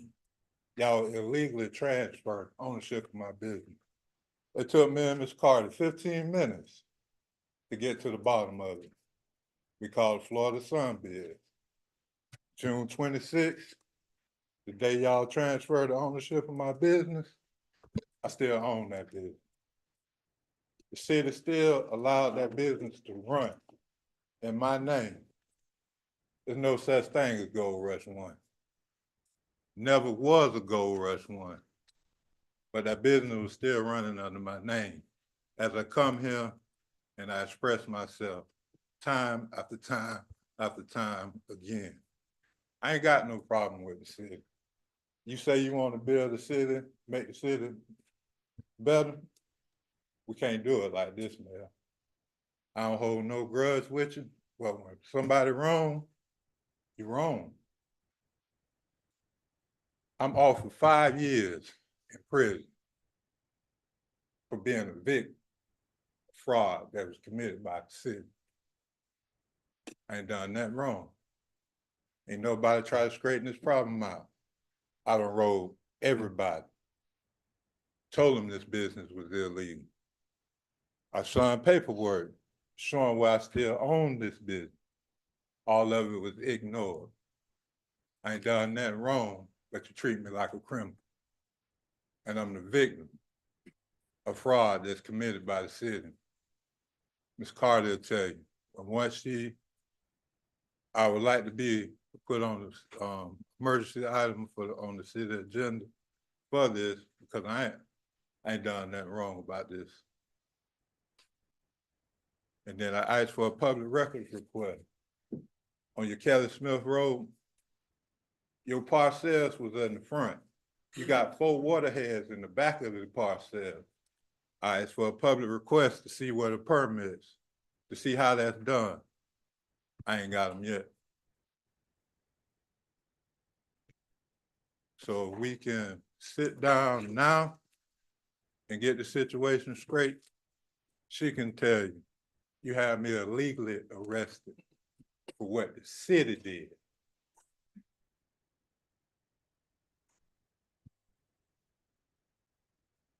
Vicky Duke,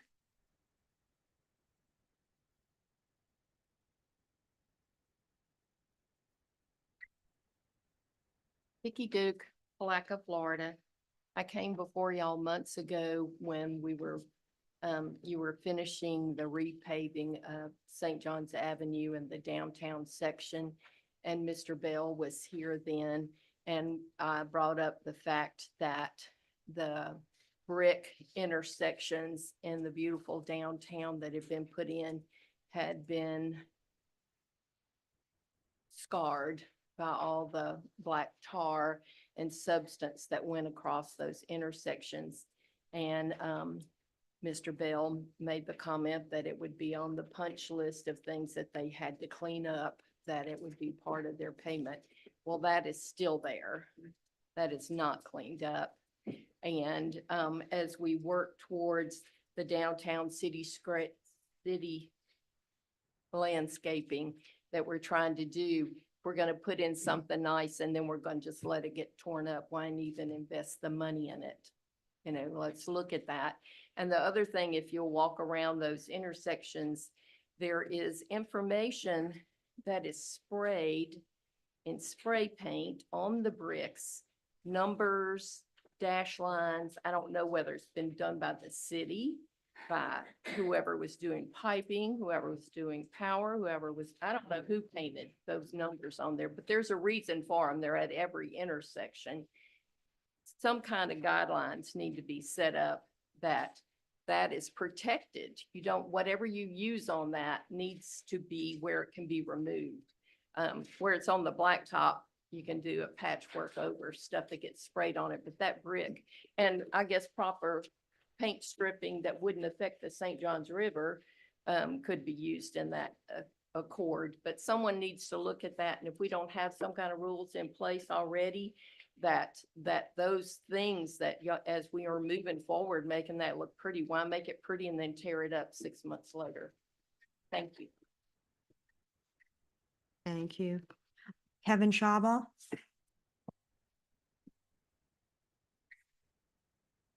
Good evening, Kevin Sharbaugh. My address is 117 North Second Street, Palatka, Florida, 32177. I'm presenting this as part one. I'm here to speak about the November report of Mr. Rossman. On behalf of Mr. Douglas, I publicly request Mr. Rossman retract any implication of impropriety by Mr. Douglas regarding the River Center land swap and apologize for the reputational harm that he has already caused. His report is factually deficient, wrong in its conclusions, and defamatory. I ask this commission to completely reject the report, and the basis for the request is as follows.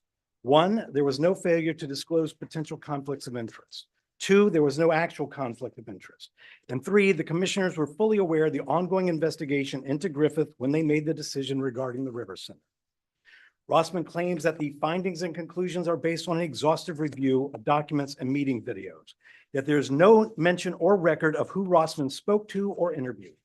Did Rossman contact former owner of Port Consolidated, Mike Simmons? No, he did not.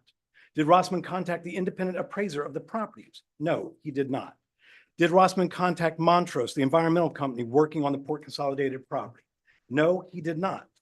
Did Rossman interview any current or former employees? No response to our public records request would indicate that he did. Did Rossman undertake any effort to identify the anonymous complainant that launched this entire course of action? Who knows? I can represent with certainty that Mr. Douglas would have happily provided a statement and factual knowledge prior to the public release of Rossman's report, but he was never afforded the opportunity. How many others could have provided relevant information but were never asked?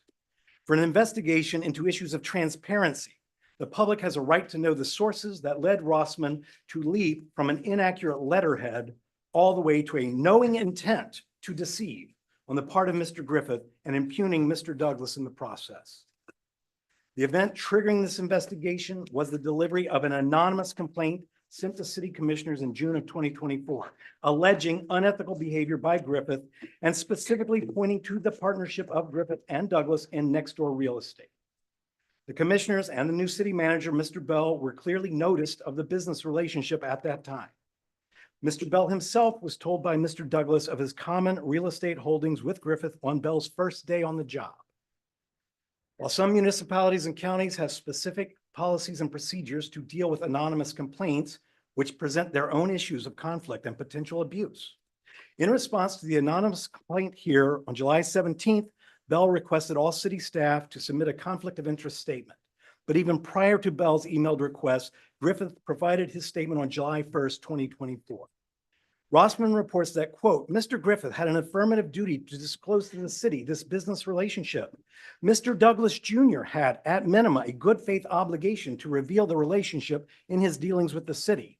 Mr. Griffith remained on as an assistant city attorney after Mr. Bell was hired as city manager. Incredibly, Rossman then states Griffith never disclosed this business relationship to Mr. Bell. The facts are otherwise.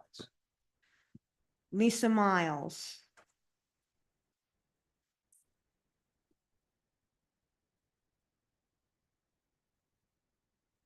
Lisa Miles, 117 North Second Street, Palatka, Florida, 32177. I'm going to be speaking on part 2. Given the various business interests of previous managers and administrators, one might assume there is a procedure and process for reporting and some repository of statements maintained by the city.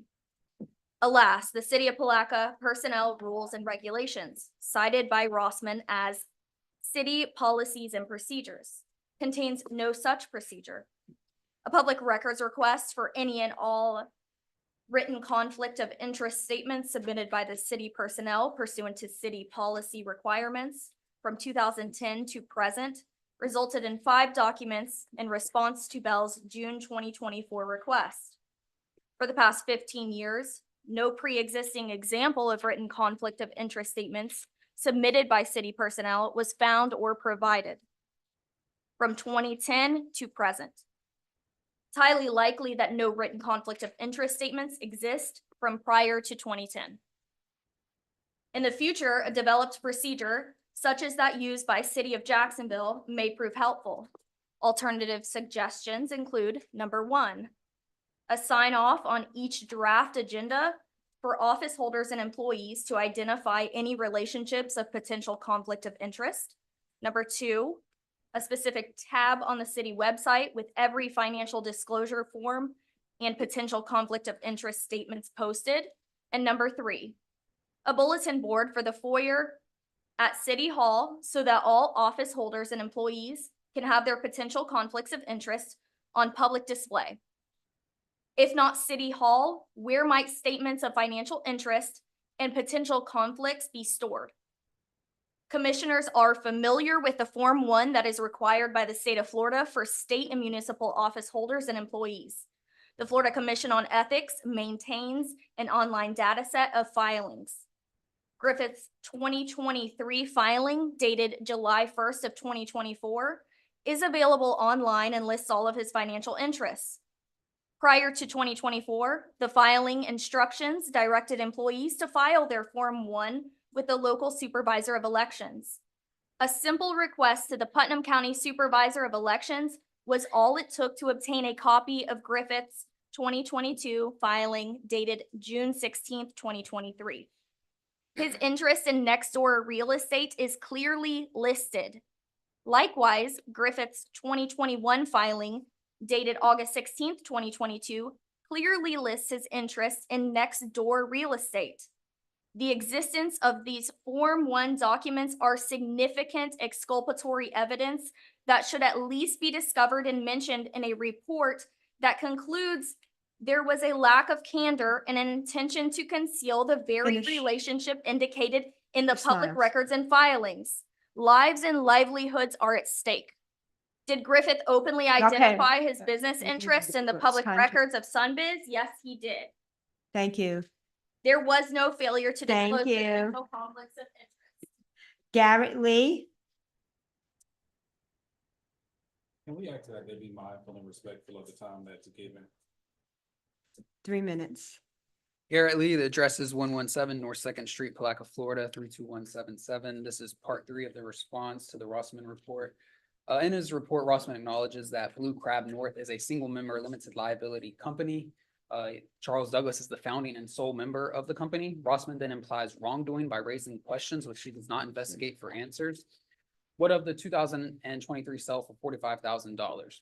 A simple call to the purchaser, Mike Simmons, reveals that the payment was a final payment on a lease with an option to buy. Contacting former Mayor Terrell Hill might reveal that discussions regarding the property in 2022 were in the neighborhood of 1.1 to 1.2 million. To move from a presumption to an understanding of the advanced cleanup agreement, Rossman could have reviewed the information presented to this commission, the extensive due diligence documentation provided, or call Mr. Lead Ford, the main contact for Mount Rose Environmental. Rossman also implies improper behavior, then concludes that by its plain terms, the land swap doesn't raise red flags. Rossman's smoking gun evidence is the inaccurate letterhead that listed Griffith as the interim city manager at the time Blue Crab North asked to be placed on the commission agenda, which was a month and a half after Bell was sworn in. Rossman's red flag that is raised in this transaction involves the hidden relationship between Jonathan Griffith and Charles Douglas, as this land swap was first proposed and began working its way through the process of consideration within the city government. Hidden, as previously shown, the relationship was not hidden. Rossman never bothered to contact Mr. Douglas. Griffith had no personal business or financial interest in the proposed swap. He took no role in the discussions or development of the proposal. He had no vote in the matter, nor did he bind the city to any contracts with Blue Crab North. Rossman lists no example of actual improper or unethical behavior. If he had found anything that would support those insinuations, you can bet he would have put it in his report. But that's not what we have. Instead, we have the original allegation by the anonymous source that was operating out in the shadows, pointing to public records which are factually correct. And then Rossman's conclusion that that already long published association of business interests on completely different matters is somehow enough of a conflict to create the appearance of impropriety. The irony here is that the only appearance of impropriety is actually what Rossman himself has raised by his incendiary statements in his report, which has since been published in the local and regional press. There was no actual conflict of interest. Rossman alleges the city was operating blindly in this transaction. The lack of candor relating to disclosures by the parties calls into question the transaction. A cursory review of the timeline of events in this transaction reveals that Bell was the city manager when the agenda application was submitted. Griffith, on the other hand, resigned before the final voting approving the land swap occurred. Thank you. Thank you. Jeremy Alexander. Jeremy Alexander, 117 North Second Street, Palatka, part 4 in the final part. Rossman asks, were other parties blocked out? The simple answer is no. No other party responded to the public notice request for proposals. Commissioners were met with individually, and each commissioner had an open and ample opportunity to contribute their suggestions as to how to improve the proposal for their constituents' benefit. If Mr. Bell or other commissioners had any question that Griffith's business relationship with Mr. Douglas on other unrelated matters had any impact on the River Center land swap, they would not have moved forward with the process that resulted in the commissioners approving the deal. The commissioners were fully aware of the ongoing investigation into Griffith when they made the final decision regarding the River Center. Contrary to the report, Mr. Griffith did not intentionally conceal his business interests with Mr. Charles T. Douglas Jr., nor was the city operating blindly when it approved the land swap on September 12, 2024. The obviously poor quality of the investigation and report regarding the River Center land swap calls into question the competency and validity of the entire investigation.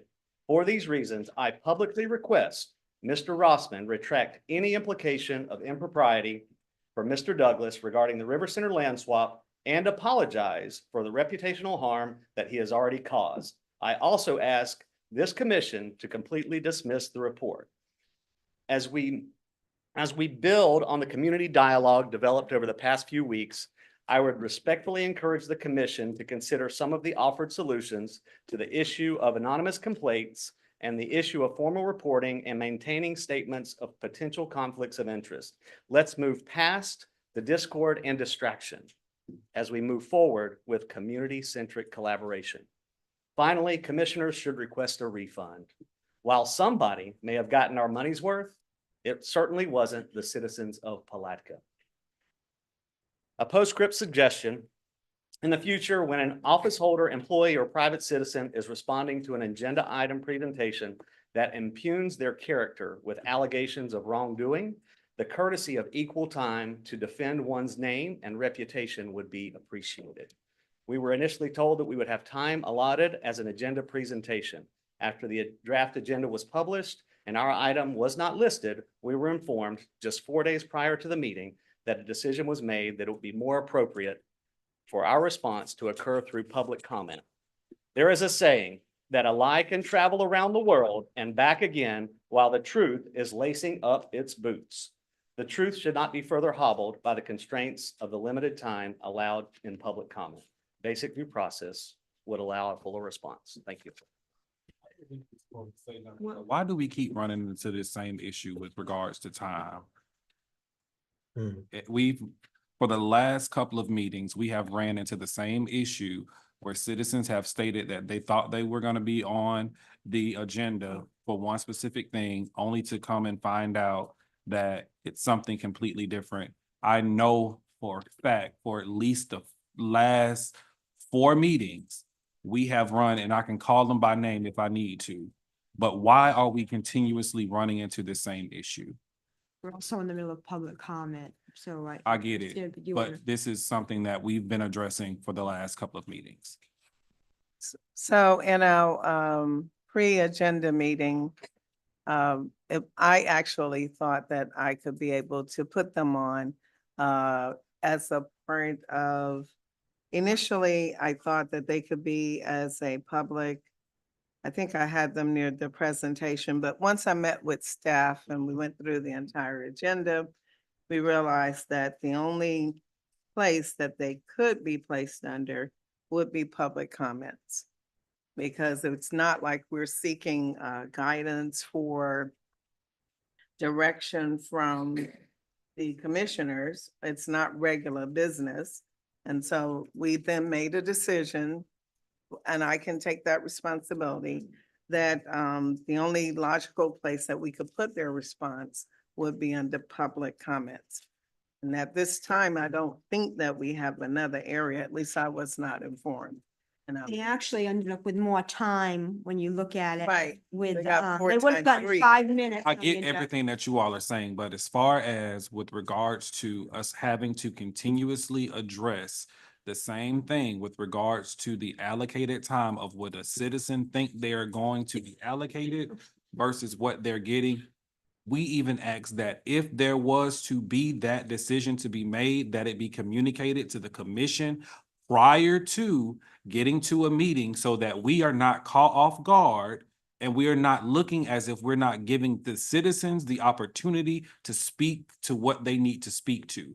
Again, I can speak to at least 4 to 5 individuals who have come up here and we've been met with the same thing, that they have wanted to come and be presented on an agenda only to get here and they're not.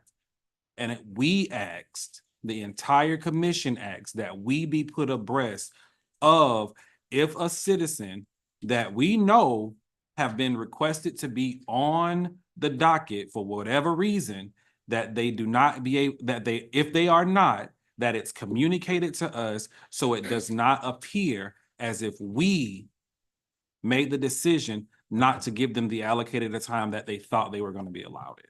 I agree. I do remember that. Thank you.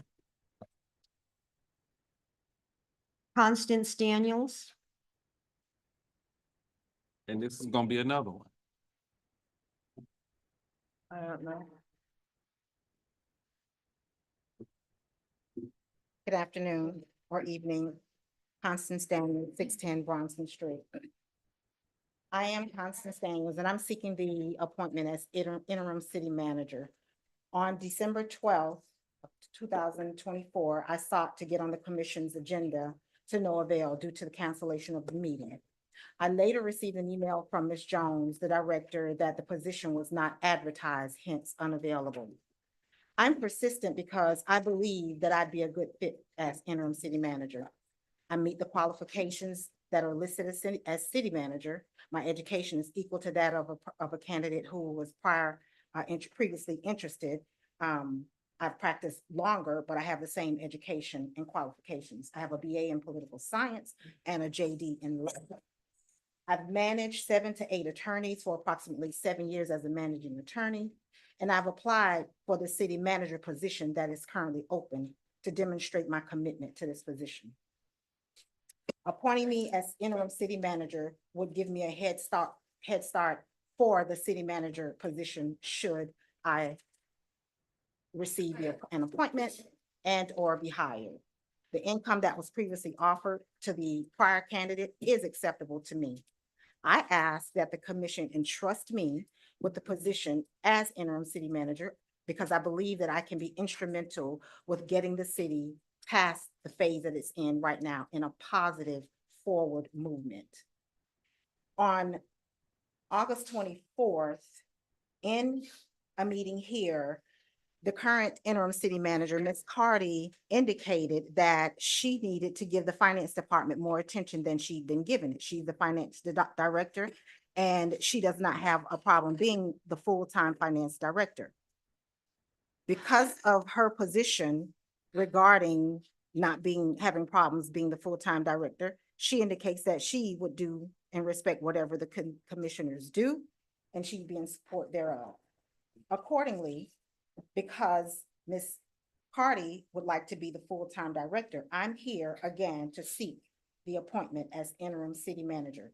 I've emailed each commissioner correspondence regarding this matter, as well as my application for the permanent city manager position. Thank you for your time. Tasha Givens.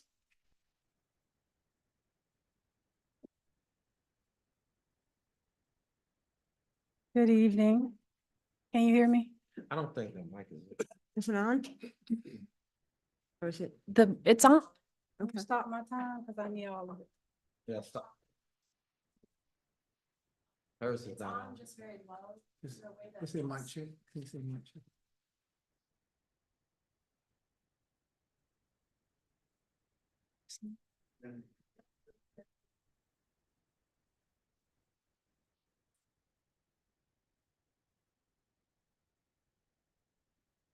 Do a mic check.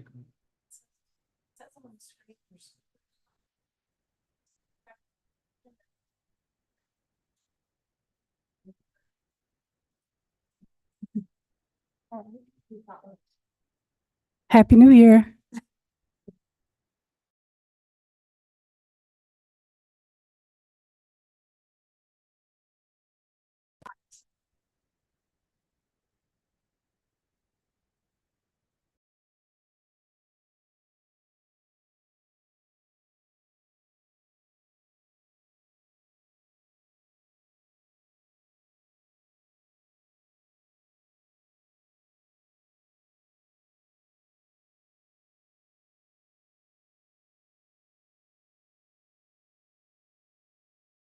My name is Tarsha Givens. I live here in Palatka.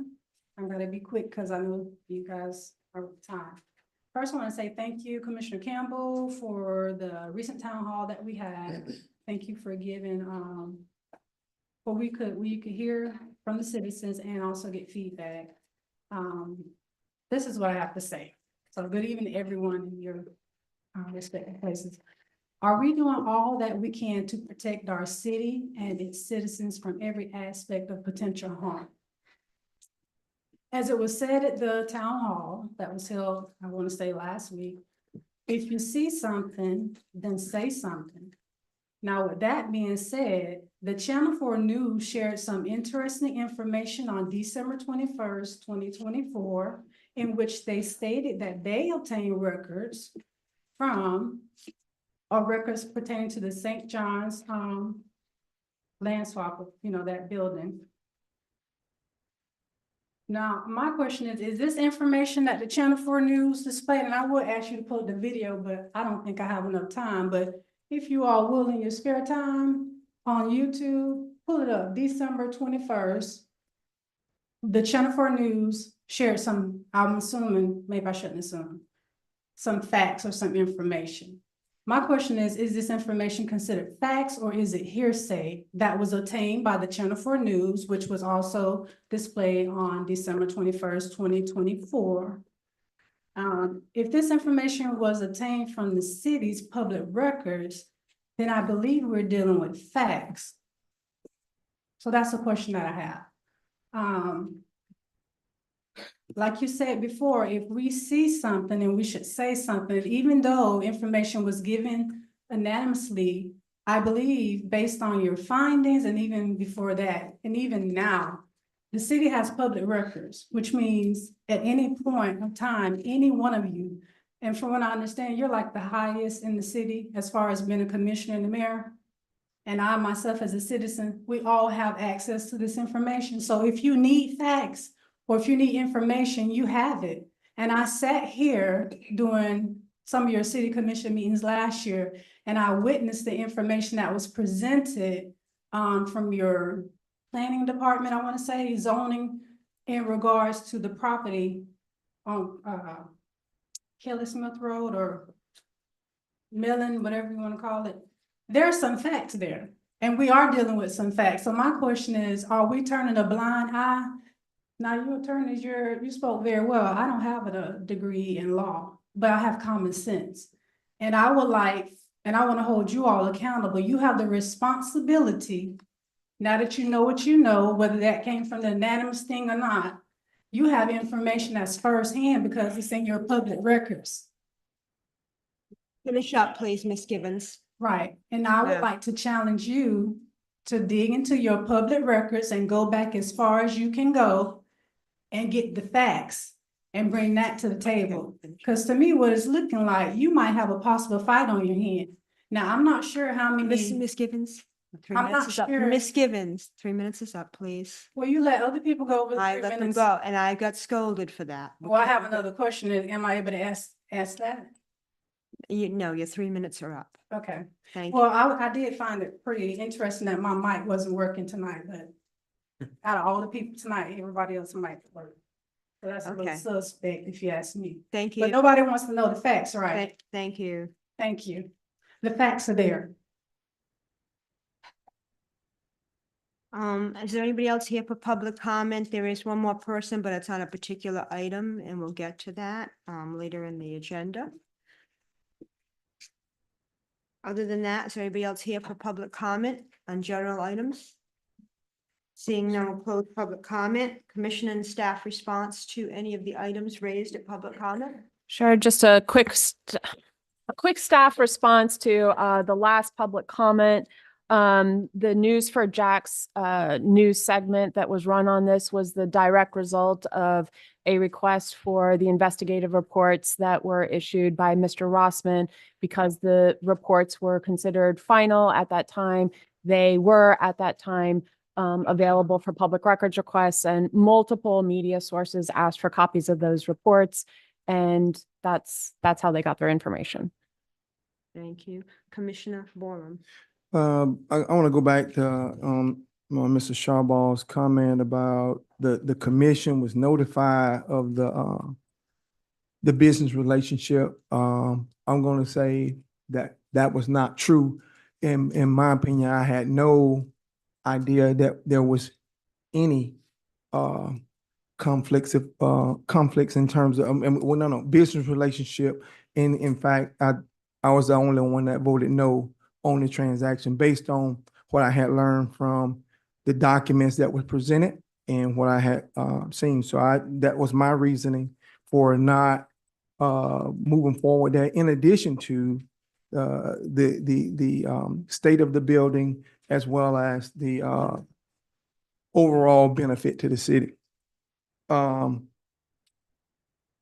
There's another statement that was made as it relates to, and I think the city has a policy as it relates to conflicts of interest, that anybody who know that they have a conflict of interest, they need to bring that forward to management in writing or otherwise. And so I'm not sure if I knew of any individual who had put forth conflicts of interest. And I think it went into effect to have all employees to August 1, I think it was August 1 that Mr. Bell pushed forward to have that done, because when we had that, I looked it up in the, on the city policies to make sure that we have anybody as department heads or whoever have authoritative control to be able to make sure that everybody fill out a conflict of interest form.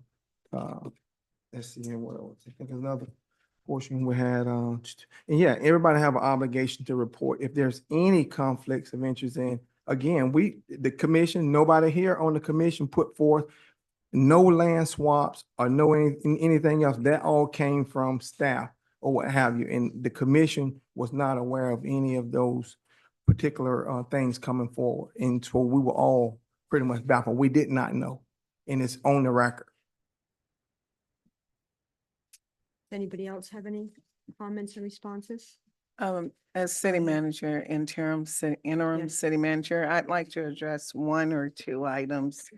The first item, as it relates to the placement on the agenda, initially, you were to be placed on presentation, but going forward, we will make certain that that's done that way. But there was a team direction, and we thought that putting it on the public comments is where it should be. The other item, as it relates to interim city management and finance directorship, both of those functions are being addressed and directed by myself, and I'm still very happy to serve the commissioner as they desire. So I just want to be certain that I address the concern. And as it relates to how do you get on the agenda, one of the requirements as a result of, I believe Commissioner Campbell directive, we made certain that going forward, that individuals come in, meet with our city manager or interim city manager. Once we have that meeting, they present their information. That is how they get on the agenda. So we do have a process that we are following. Thank you. Thank you. Anybody else have any comments or responses? Thank you. We'll move on then to the consent agenda. Are there any items to be pulled from the consent agenda? C. Item C.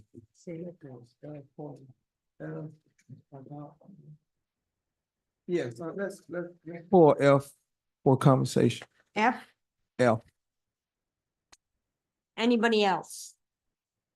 I'll make a motion that we accept the consent agenda excluding items C and F for discussion. We have motion and second. All in favor? Aye. Any opposition? Thank you.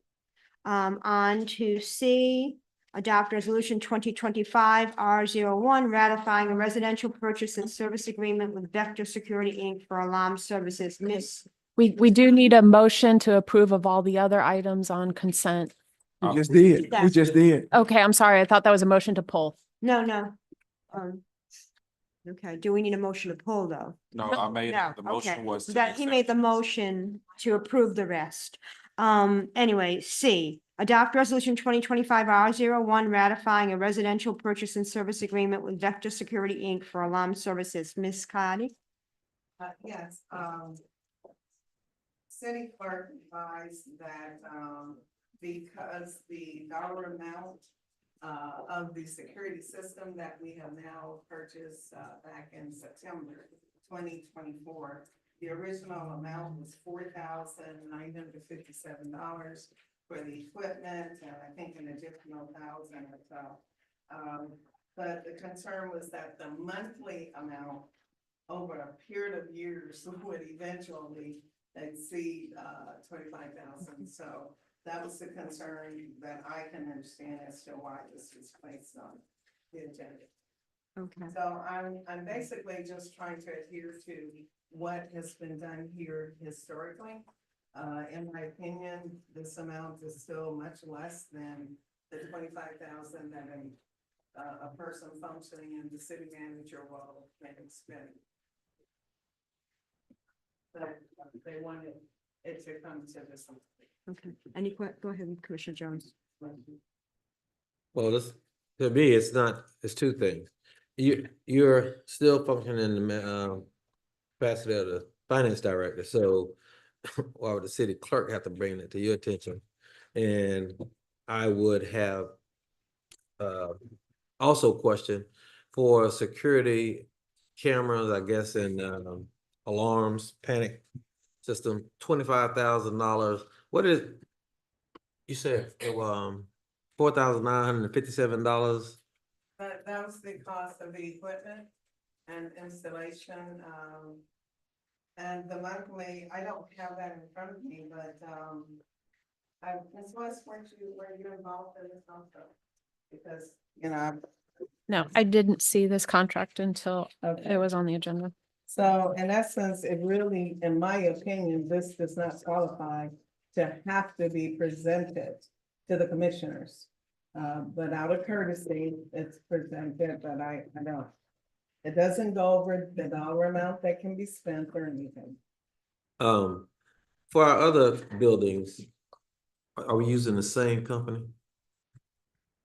Because we No, currently we've have only security used- contracts. We've only used the Vector for this section, this city hall building. The police department, fire department, and Jenkins have security contract. Police Chief Shaw, and this Chief Shaw here. Is Public Works here? Yes, it is.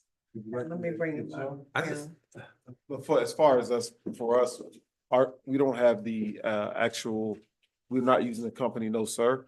And, we have a different type of security that, allows us to address our, confidential areas.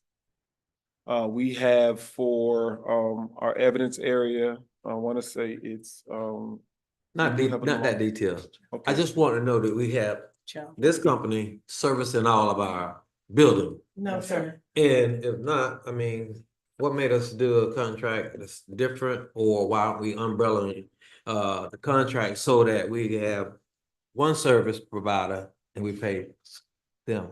So Okay. what was the theory behind it? Right, when I came on board, there wasn't any security at all for this particular building. And in response to just safeguarding this building, this was the company, we had about 3 or 4.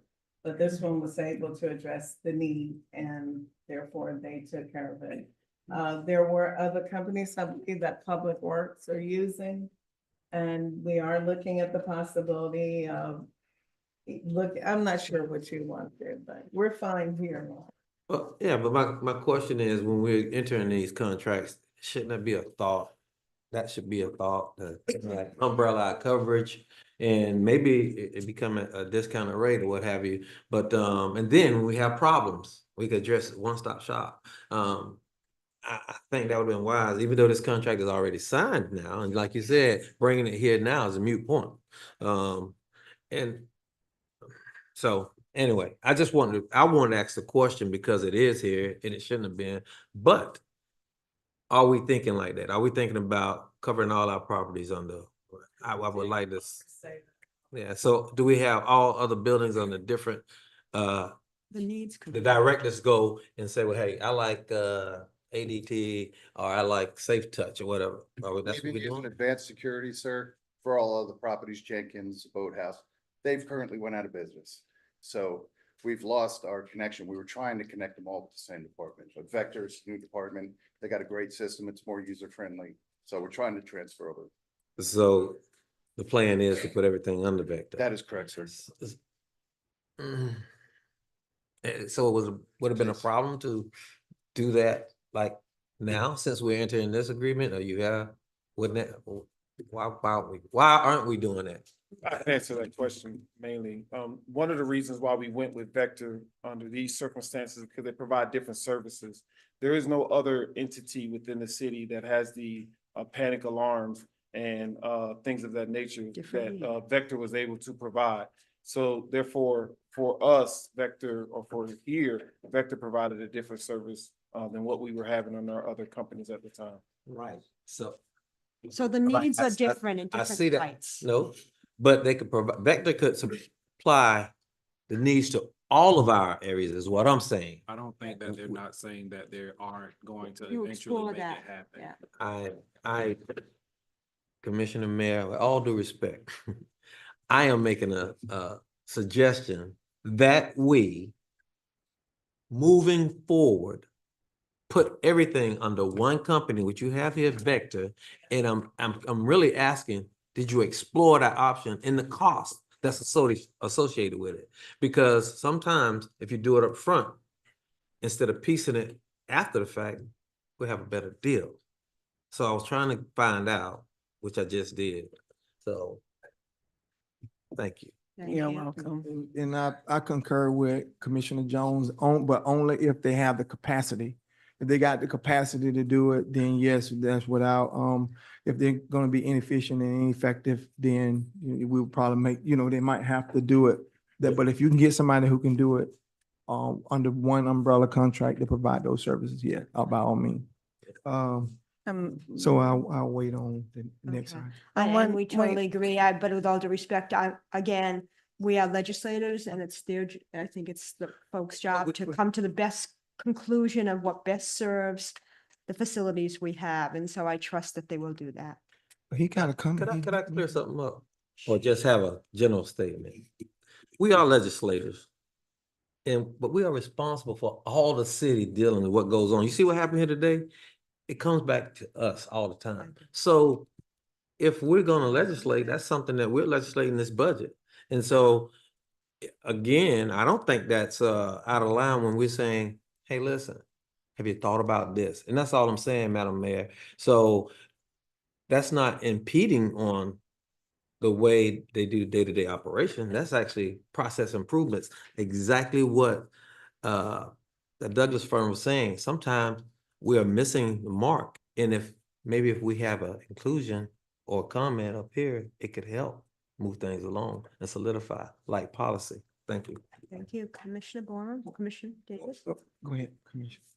Yeah, I just think, whenever we have a mic, you ought to have the freedom to speak whatever is your issue or concern. And I think that's what Commissioner Jones was doing. And I think that's what each commissioner up here should be able to do.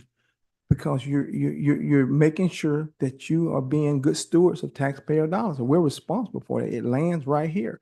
So I totally agree with Commissioner Jones in that regard.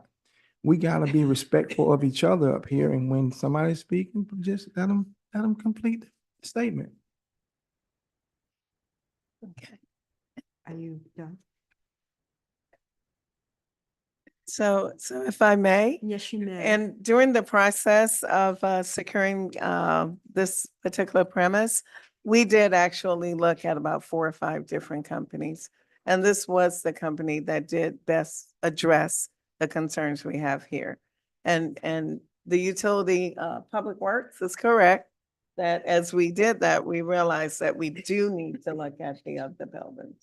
We currently do, they're quoting us on the other buildings to switch to. Vector is, Vector is right, currently, right. so we are working on it, sir. So Thank you. try to get all fast. Thank Makes you. sense. Seeing that, is there anybody here for public comment on C? Seeing none, we'll close public comment. Do we have a motion to approve? Motion To approve. To approve. We have a motion, a second, all in favor? Aye. Aye. Any opposition? Thank you. On to F, adopt resolution 2025 R04, authorizing an FY 2024-25 budget transfer and the amount of $423,394.18 from city shared downtown streetscapes for the county-led St. John's Avenue reconstruction resurfacing project. So I would like to address that. During the budgeting process, we lost key personnel. And that was the individual that had more understanding of the breakout of the various projects. However, they did submit the total amount required. In submitting that amount, during budgeting, the entire amount was placed in city share downtown streetscapes. However, a portion of it was really for resurfacing and striping. So recently, when we received the final payment for that resurfacing, we were trying to identify, well, where's the money? Where's it placed? And it had been placed in city share. So what we're now doing is moving it from city share to resurfacing and stripping where it actually belongs. The other side of this project is that this is a project that is both grant funded and city share. We just recently received the analysis from the engineer now that we have staff on board. And the total amount required to complete the streetscapes is 1.4 million. The balance that is in the grant section is 1,032,000. And we still have more than enough to complete. We actually have $1,511,000. So this is correcting where the amount of funds were placed in the budgeting process. That key personnel, we had 3 key personnels leave during budgeting. The remaining person did make sure that it was placed in budgeting. And so that's what you see we're dealing with here. Okay, that was not my reason for why I asked to pull it. The reason I asked to pull it was to kind of have a conversation about the quality of work that St. John's have been receiving since since inception of the project. If you look at 19th and St. John's Avenue, that whole project was piecemeal, and it's I hope we have a retainer on that in terms of we haven't paid the full amount on the job, because it's the poor quality of work. When you first get there, 19th and St. John's, you got a big dip. It took a while for them to finish that last piece up. And as you go down St. John's, or you go toward from 19th all the way up to Palm, it's poor quality work throughout that whole thing. And if we're still within because you look at every intersection, the quality of the work, it looked like, and I know it's gonna come apart here in just a second. And then the other piece that Miss Duke was talking about, the additional poor quality work at the intersection with the brickwork. We're paying these people the monies, and we need the quality of work that the citizens deserve. It's an eyesore, poor quality work, and we should not be giving them the full amount of money until they get this project right. Mayor, Yes, go ahead, Commissioner Davis. I would like to call a point of order, not to silence anyone, but we are here to consider just moving money to correct an entry. I'm just not sure that this conversation belongs here. I just don't want to go down a rabbit hole. And if I'm incorrect, I stand corrected. Well, I understand that piece of it, but the thing, what we was talking about St. John's, and it is also I think it was the appropriate time to speak about that, because I'm speaking on a public comment, as well as an item that was on there that was going to be on the on our consent agenda. And I think those are some good areas where you can kind of talk a little bit about the various things as it relates. So that's why I brought that up during that time. As a result, I have brought up Public Works to explain about how we're going to confirm that quality work is completed. We're talking about for the intersections and the rubber marks on the bricks themselves. They did come out themselves, a company that we feel is responsible for DNS. They tried to clean it several times. We brought in our own people to clean it just recently. They blew all the rocks out. We're in the process of getting them all reset. We think they did I believe they did a fairly decent job up to this point, but yes, they should have did a better job. I do know when Mr. Bell was here, that was an issue at that time, and he specifically mentioned those intersections and how they were going to do the correction and the cleaning of the bricks. So I think, before we pay all of that money out, and hopefully they haven't gotten a retainer, just we want to make sure that we're giving the citizens what they deserve. Yes, sir, of course. Thank you. With that said, is there any more discussion about resolution 2025? I'm going to open it up to public comment. Is there anybody here for public comment on that item? Seeing none, we'll close public comment. Do we have a motion to approve? Motion to approve. Second. We have a motion, a second. All in favor? Aye. Aye. Any opposition? Thank you. On to regular business. Do we want to take a recess? Yes, we do. Okay, then we can. A recess for 10 minutes, please. And be back in 10 minutes, which is exactly 8-ish. Is that what it says? I can't see. 9-ish. 9-ish. I can't see. 9-ish. I wish it was 8-ish.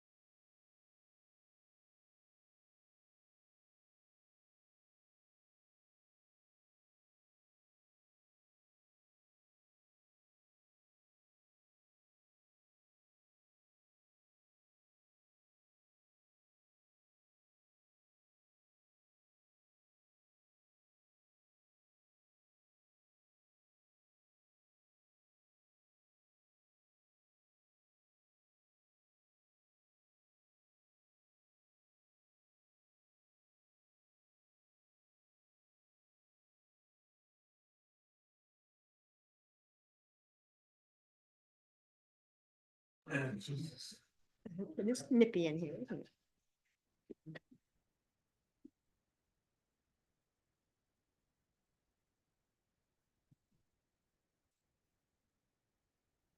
I think I can.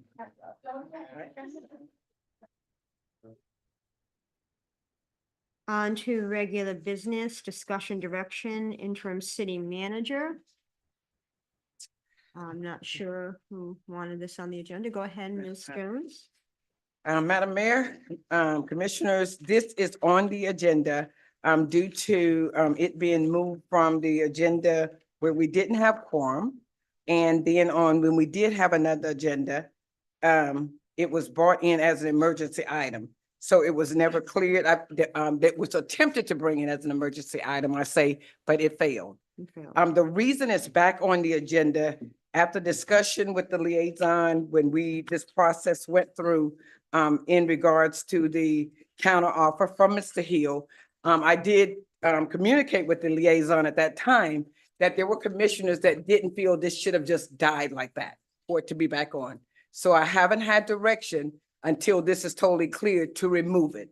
So the recommendation was, if it was the will of the commission to bring the contract in was not an issue. The terms and the salary was the issue. So if it was the will of the commission to restart this process, as it pertains to Mr. Hill, that's why it was on here, or was this gonna be the end of it with the will of the commission, not just from the processes that was given direction to us prior? You say that's your determination? Is that what you're saying? No. Who determination? That it should go back on? This was put back on because I had other commissioners, and I communicated that to you, that did not agree that it should end at the end of that discussion, okay? So it was back on it, and I asked the question of those commissioners, did they want to see it back on the agenda? It was yes. So we haven't had a full discussion with the commission to say this item is gonna be dead altogether, removed, or the negotiating is gonna start over from another process. That direction has never been obtained. Okay, what is anybody have a thought on that?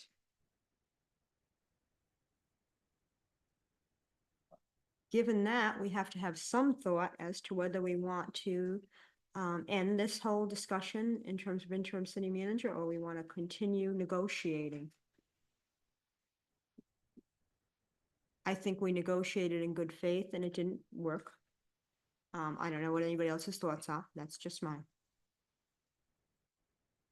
And I think it's just time to move on to hiring a permanent city manager. I think it would be remiss if I don't make a statement, and I'll go with the will of the commission. But at the time where the conversation was brought forth, when you think of negotiation, I do believe that the situation did not end to me properly. There was not a official contract that was given to Mr. Hill to go off of. So that's the only reason why I was of the proponent to bring it back before the commission so that it could end correctly.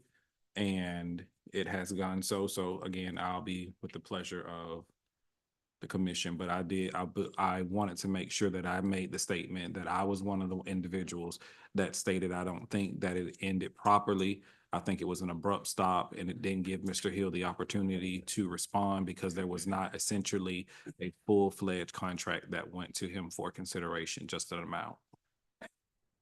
Anybody else have any thoughts? So what direction would we like to give Ms. Jones?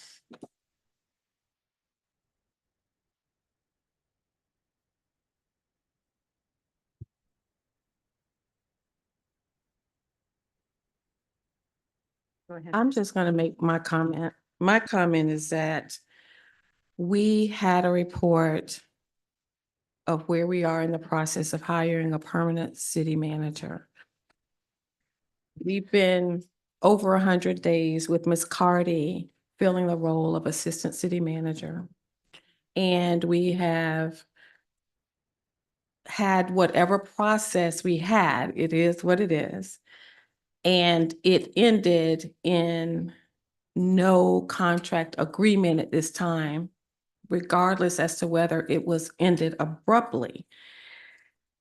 From what I read on the staff report, I don't consider that a staff recommendation. There is no recommendation. They're coming to ask the commission what's their pleasure.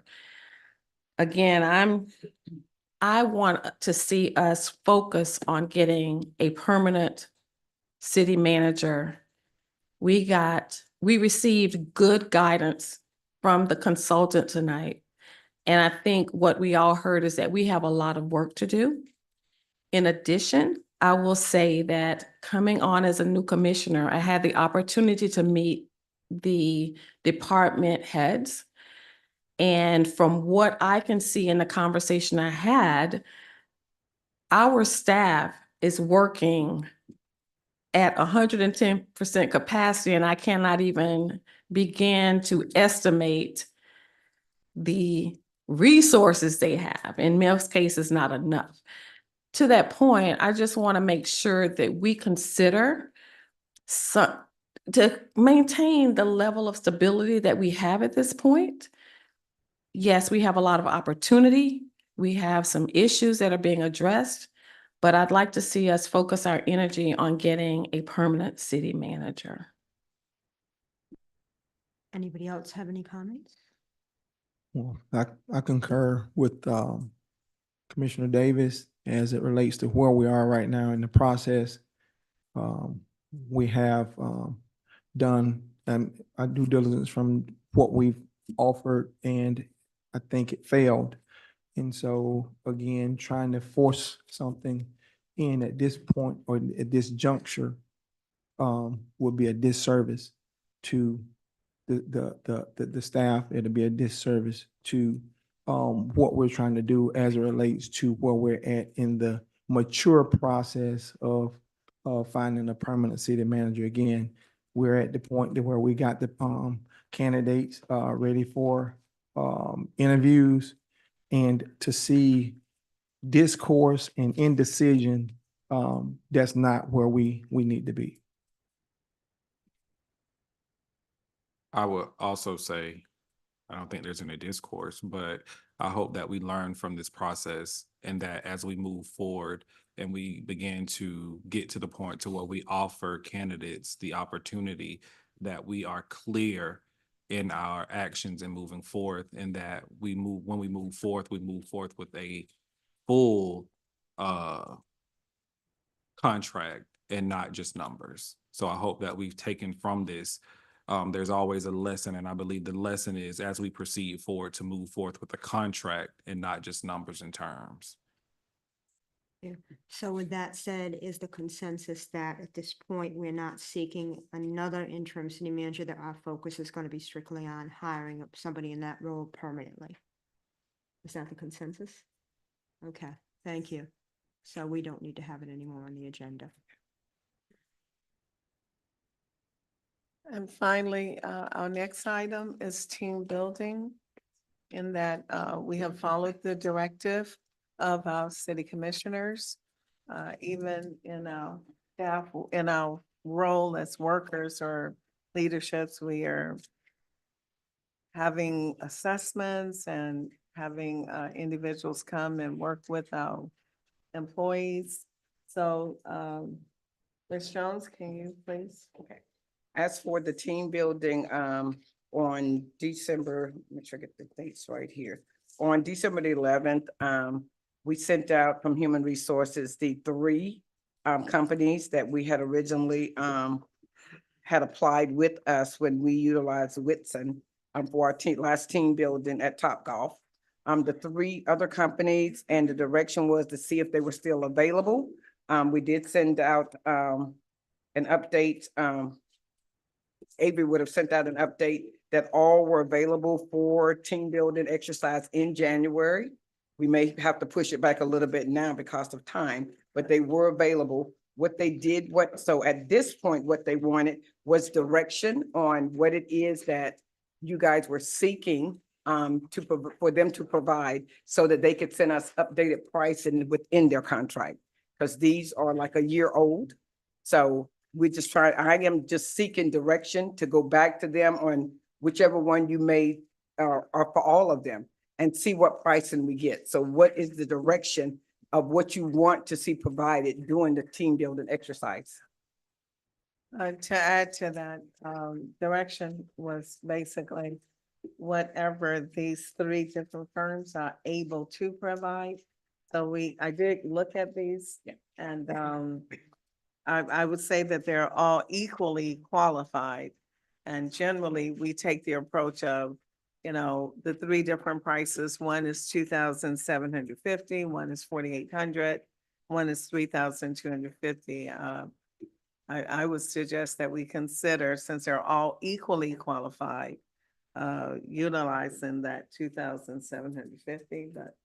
Right, and you said the price though is going to be changed because that was a year ago. It is. Yeah, okay, Commissioner Borum first. That on what we would want, at least if I could speak for myself in terms of what I would want in terms of providing, I would say we would provide them with the initial report because there's a lot of information that went into that, and I don't know if that information has been afforded to our new commissioner coming on The board. initial team building report? Yes. Yes, I'll make sure she gets it. Okay, Yes, I have that. well, we need to get her everything that she needs. There's a lot of different documents she's gonna need and make sure that she's caught up on Yeah, the I speed. agree. And I'm gonna provide everything I know to city clerk or city manager. So, but she need to be caught up on a lot of different things.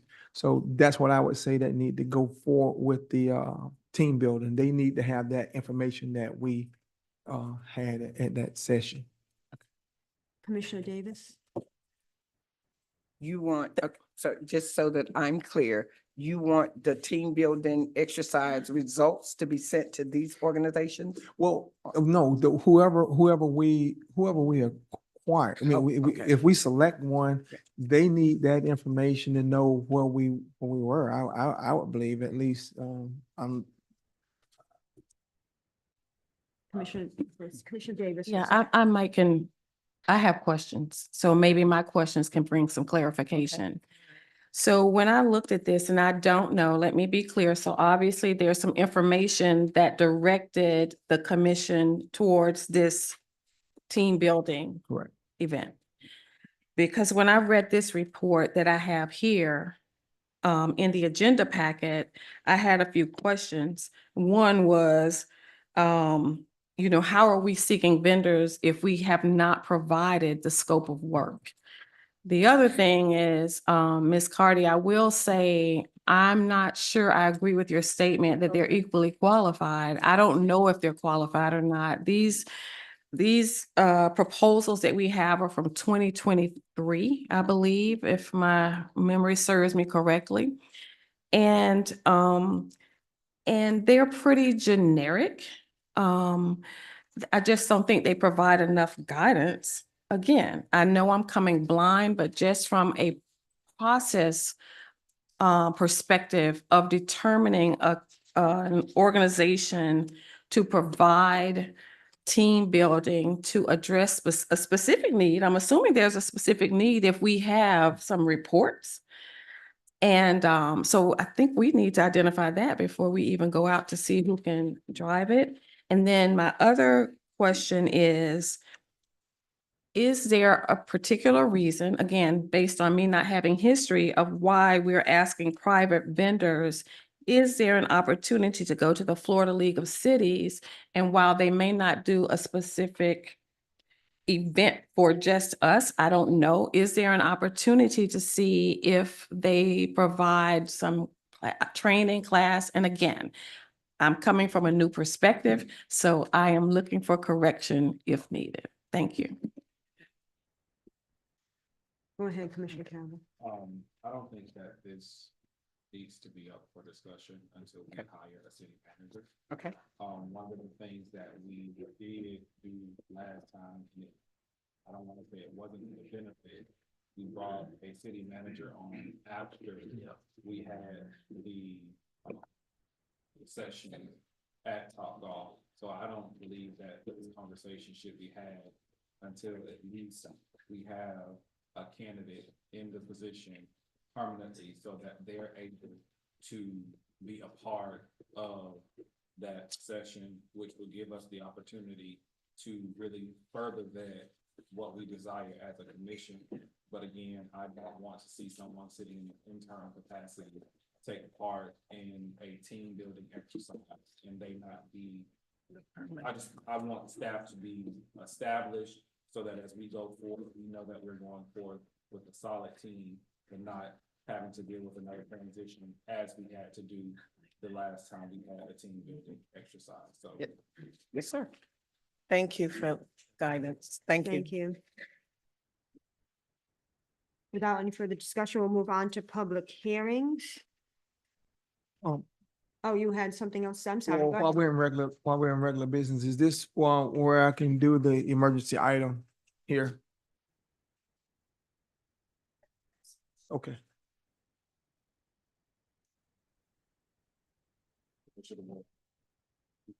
You can. I've been, I- well, I every wanna now and then. tell that- Put it down here. The noise is making me. It's sometime it work and sometime it doesn't. Get that man a new battery. Sometime it work, this one is. Okay. On to public hearings. Ordinance 2024-15, establishing the Macquarie Cove Townhome Community Planned Unit Development parcel number, as we see, 10-10-26-000-110-10-10-26-00-00-00-00-00-60. First reading. The resolution or ordinance number will suffice. Okay, good. Thank you. Thank you. Thank you. I appreciate that. After. I learned from Sunny, so I'll remember that done. now. Thank you. Go ahead, Mr. Hagamo. Yes, good evening, Mayor, Commissioners. This application is for an approval of a planned unit development known as the McGlory Cove Townhouse Community and consider about 31 acres in total. If you recall, this was recently rezoned by the City Commission, given that in the category of R3, which is residential multiple units with an overlay PUD.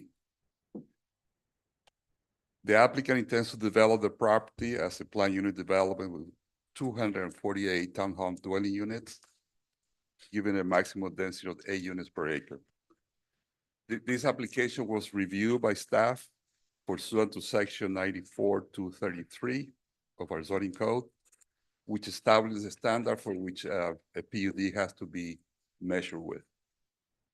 As it is described in the staff report, which is part of your packet, the application is consistent with the standard for approval subject to conditions described in the staff report.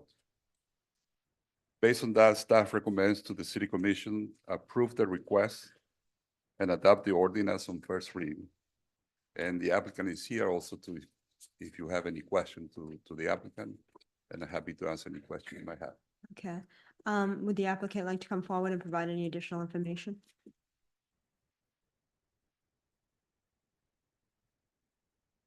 Good evening. Shalene Estes, 14785 Old St. Augustine Road, Jacksonville.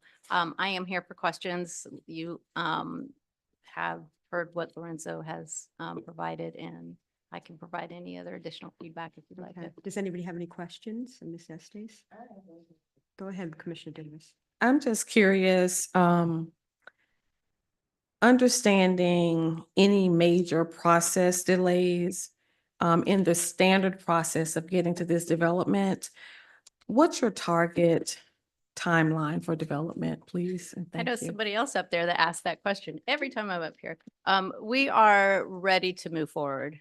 So it has been a very long journey to get here, and we are very happy to be here, but we are absolutely ready to get going. So immediately, I mean, the development itself will take anywhere between 18, 24 months. So once we get through our approval, then you can expect that development will mobilize out there and start immediately. Thank you. You're welcome. Anybody have any other questions? Okay. Any Um, possible disclosures of conflict of interest before we get? I have none, but thank you. All right.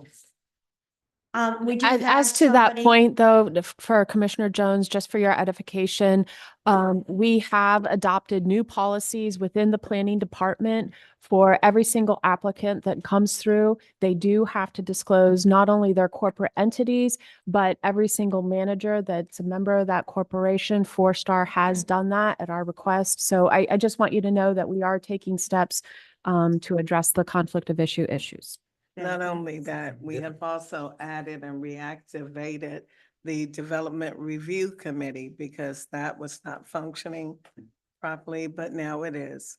So before it comes here, the entire departments that are involved with development are brought into the meeting and the potential developer makes a presentation.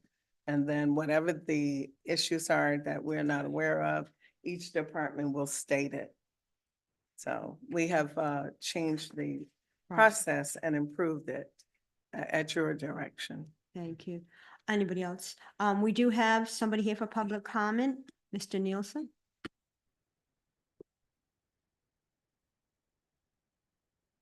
Please give your name and city of residence. Gary Nielsen, live on 6108 Fourth Manor West, Palatka, cul-de-sac. Right behind my house is where they plan on building this development. And I'm not speaking just for me, I'm speaking for the neighborhood.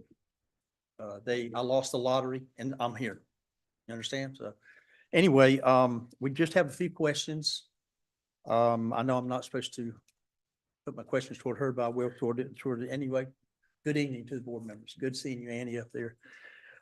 We'd like to know, first of all, what is the distance going to be from the back of the development, the very back, to the property on Deerwood, actually it's Deerwood subdivision. They said it has to be like 150 foot, you're only talking 50 yards. And that was one of the concerns of the people. They don't feel like 50 yards is enough. And being the townhouses, how high will the fence be? Will they be, and how high will the townhouses be? We want a fence to see if there was a fence that could be put up where they couldn't look out their window into our backyard. Because it's going to be that close. And another question was the retention pond. Where would the retention pond be put? And you answered one of the questions a while ago about when the project will begin. They said 18 to 24 months, possibly, whatever. But these are the concerns that we have in our neighborhood about this coming in. I've lived there for almost 26 years. Built my house out there, love it out there, but we have a lot of concerns right now of what's going in. Thank you. Mr. Agamo, maybe you can help with a couple of the responses to that question. Yes.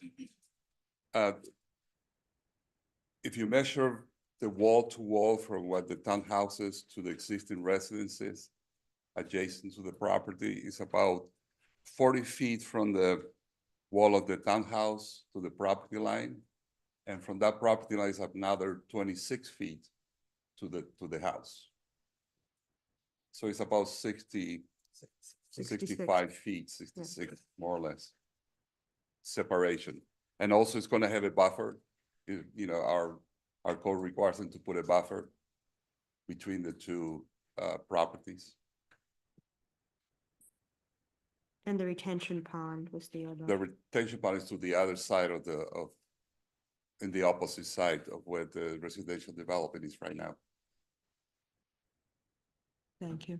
And maybe Charlie can expand a little bit on that. Come on up. Just so we have all the facts for Mr. Nielsen and the rest of the neighborhood. Yes, ma'am. So yes, if we could go back to the site plan, that might be helpful.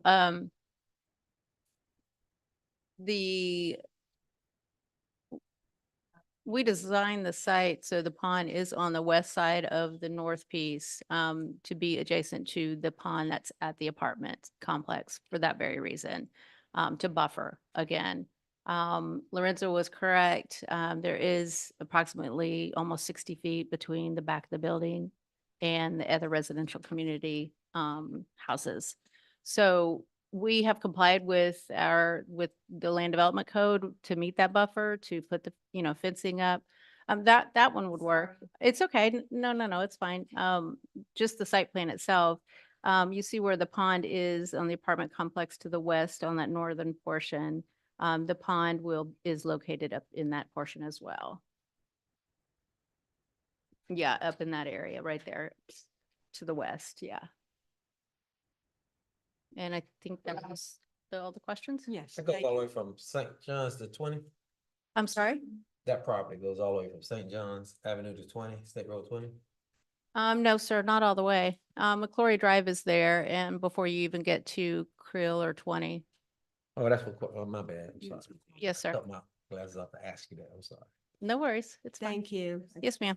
Okay, go ahead. Mr. Just Davis. my clarification, Sure, edification, when you say buffer, Yes, ma'am. does buffer mean space? Does buffer mean it's fence that was Buffer just means- questioned? To answer your question blatantly, all the above. There's going to be fencing, there's landscaping, there's space. Again, we are exceeding the land development code on that section purposefully because these are very long lots, because the space is available. And the landscaping will be, in the surrounding area as well as the project itself will have fencing around it. So, Okay, thank you. yes, ma'am. Okay. Oh, I'm sorry. Our buildings do not exceed 35 feet, and that's the building maximum height in the city. Oh, the fence is with code 6 feet. It's a 6-foot fight. That's what code is, sir. Okay, we can't have a dialogue going back and forth. I'm sorry. Thank you. I thought I answered them all, but any Yeah. other questions for me? I don't think we have any more questions here. Thank you. Thank you. With that said, do we have a motion? Motion to approve. A motion and a second, all in favor? Aye. Any opposition? Thank you. On to B, ordinance 2024-16, rezoning 110 South State Road 19, rezone from general commercial C1 to intensive commercial C2. Mr. Agama. Yes, this is a request for the rezoning of a parcel of land on State Road 7 and the corner of St. John's. The request to change from the existing zoning of general commercial to intensive commercial. The reason for the rezoning is that they want to place an ATM kiosk at that property of the Bank of America. And bank and financial institutions not permitted in the C1, but it is permitted in the C2. And that's the reason for the rezoning. We have reviewed the project before.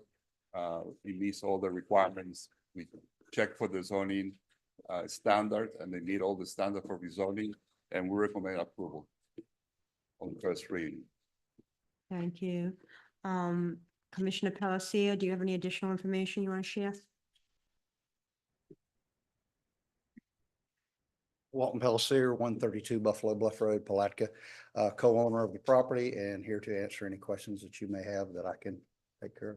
Okay, does anybody have any questions? I know it needs to get done because the ATM is to move or be moved from its current location as of February. And as a Bank of America banker, that's the only bank that we have. Self-service. So. Okay, do we have a motion to approve? Second. Oh, I didn't open up. Is there anybody here for public comment? Excuse me, I didn't open. Seeing none, we'll close public comment. We have a motion, a second, all in favor? Aye. Any opposition? Thank you.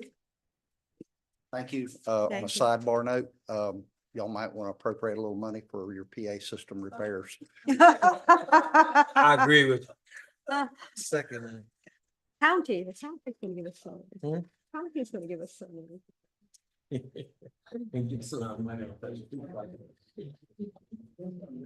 So Commissioner Borum, this would be your opportunity. Commissioner Bora, go ahead. Okay, I'd like to make a emergency, add an emergency item, and that would be to, request that we allow for the water tower to be funded at the said amount. I think it was $250,000. Approximately $250,000. Approximately $250,000 Yes, to, sir.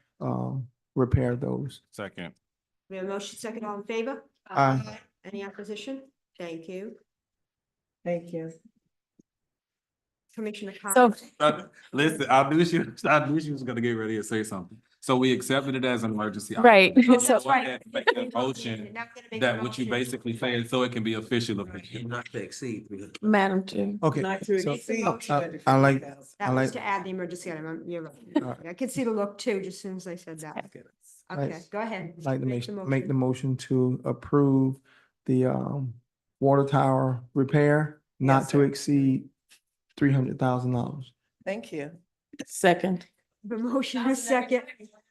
All in favor? Aye. Any opposition? Thank you. All right, thank you. Commissioner comments? I just want to say thank you for those that attended, both staff and citizens that took out the time to attend the town hall. I do believe that it was well attended, as well as some things of substance were brought up that we are going to take into consideration.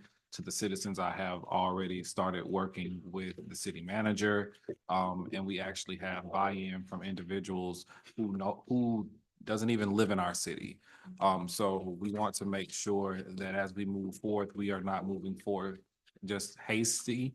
We want to make sure that we move forward with things that are actually tangible and to take in consideration. Our next steps is to get, to bring chief of police, into the picture, as well as some other stakeholders. But we are not sitting idle. We are moving in the background, and we look forward to bringing some type of round two to the discussion to make citizens aware that we are moving and we're not just sitting idle hosting. Any other comments from any other commissioner? I just want to thank, I want to give a thanks to the city manager, interim city manager, to our HR department for helping me to onboard and making things happen very quickly. I just want to say I really appreciate it, and thank you. You're welcome. Thank you. Anybody else? Yeah, I just I'll say thanks to the community for coming out to hear us deliberate. I'd like to thank the staff for the wonderful job that they have done, not just today, but in the past and going into the future. Also, I'd like to thank Commissioner Davis for her input here today. It doesn't sound like a first-time commissioner. She sounds like a veteran. Yes. So, I think she's going to be a positive force here for the city. So I look forward to continue to work alongside her. Commissioner Jones, anything? I'm silent too. Do we have a motion to adjourn? Wait. I'm sorry, please. I can't say nothing. You already said Okay, your- bye. No, let her go ahead and say what she wants. Move to adjourn, move to Hank Bryant, bathroom is now being started. Thank you. Okay, and the lab project is complete. All right. And also, we did, Your report. yeah.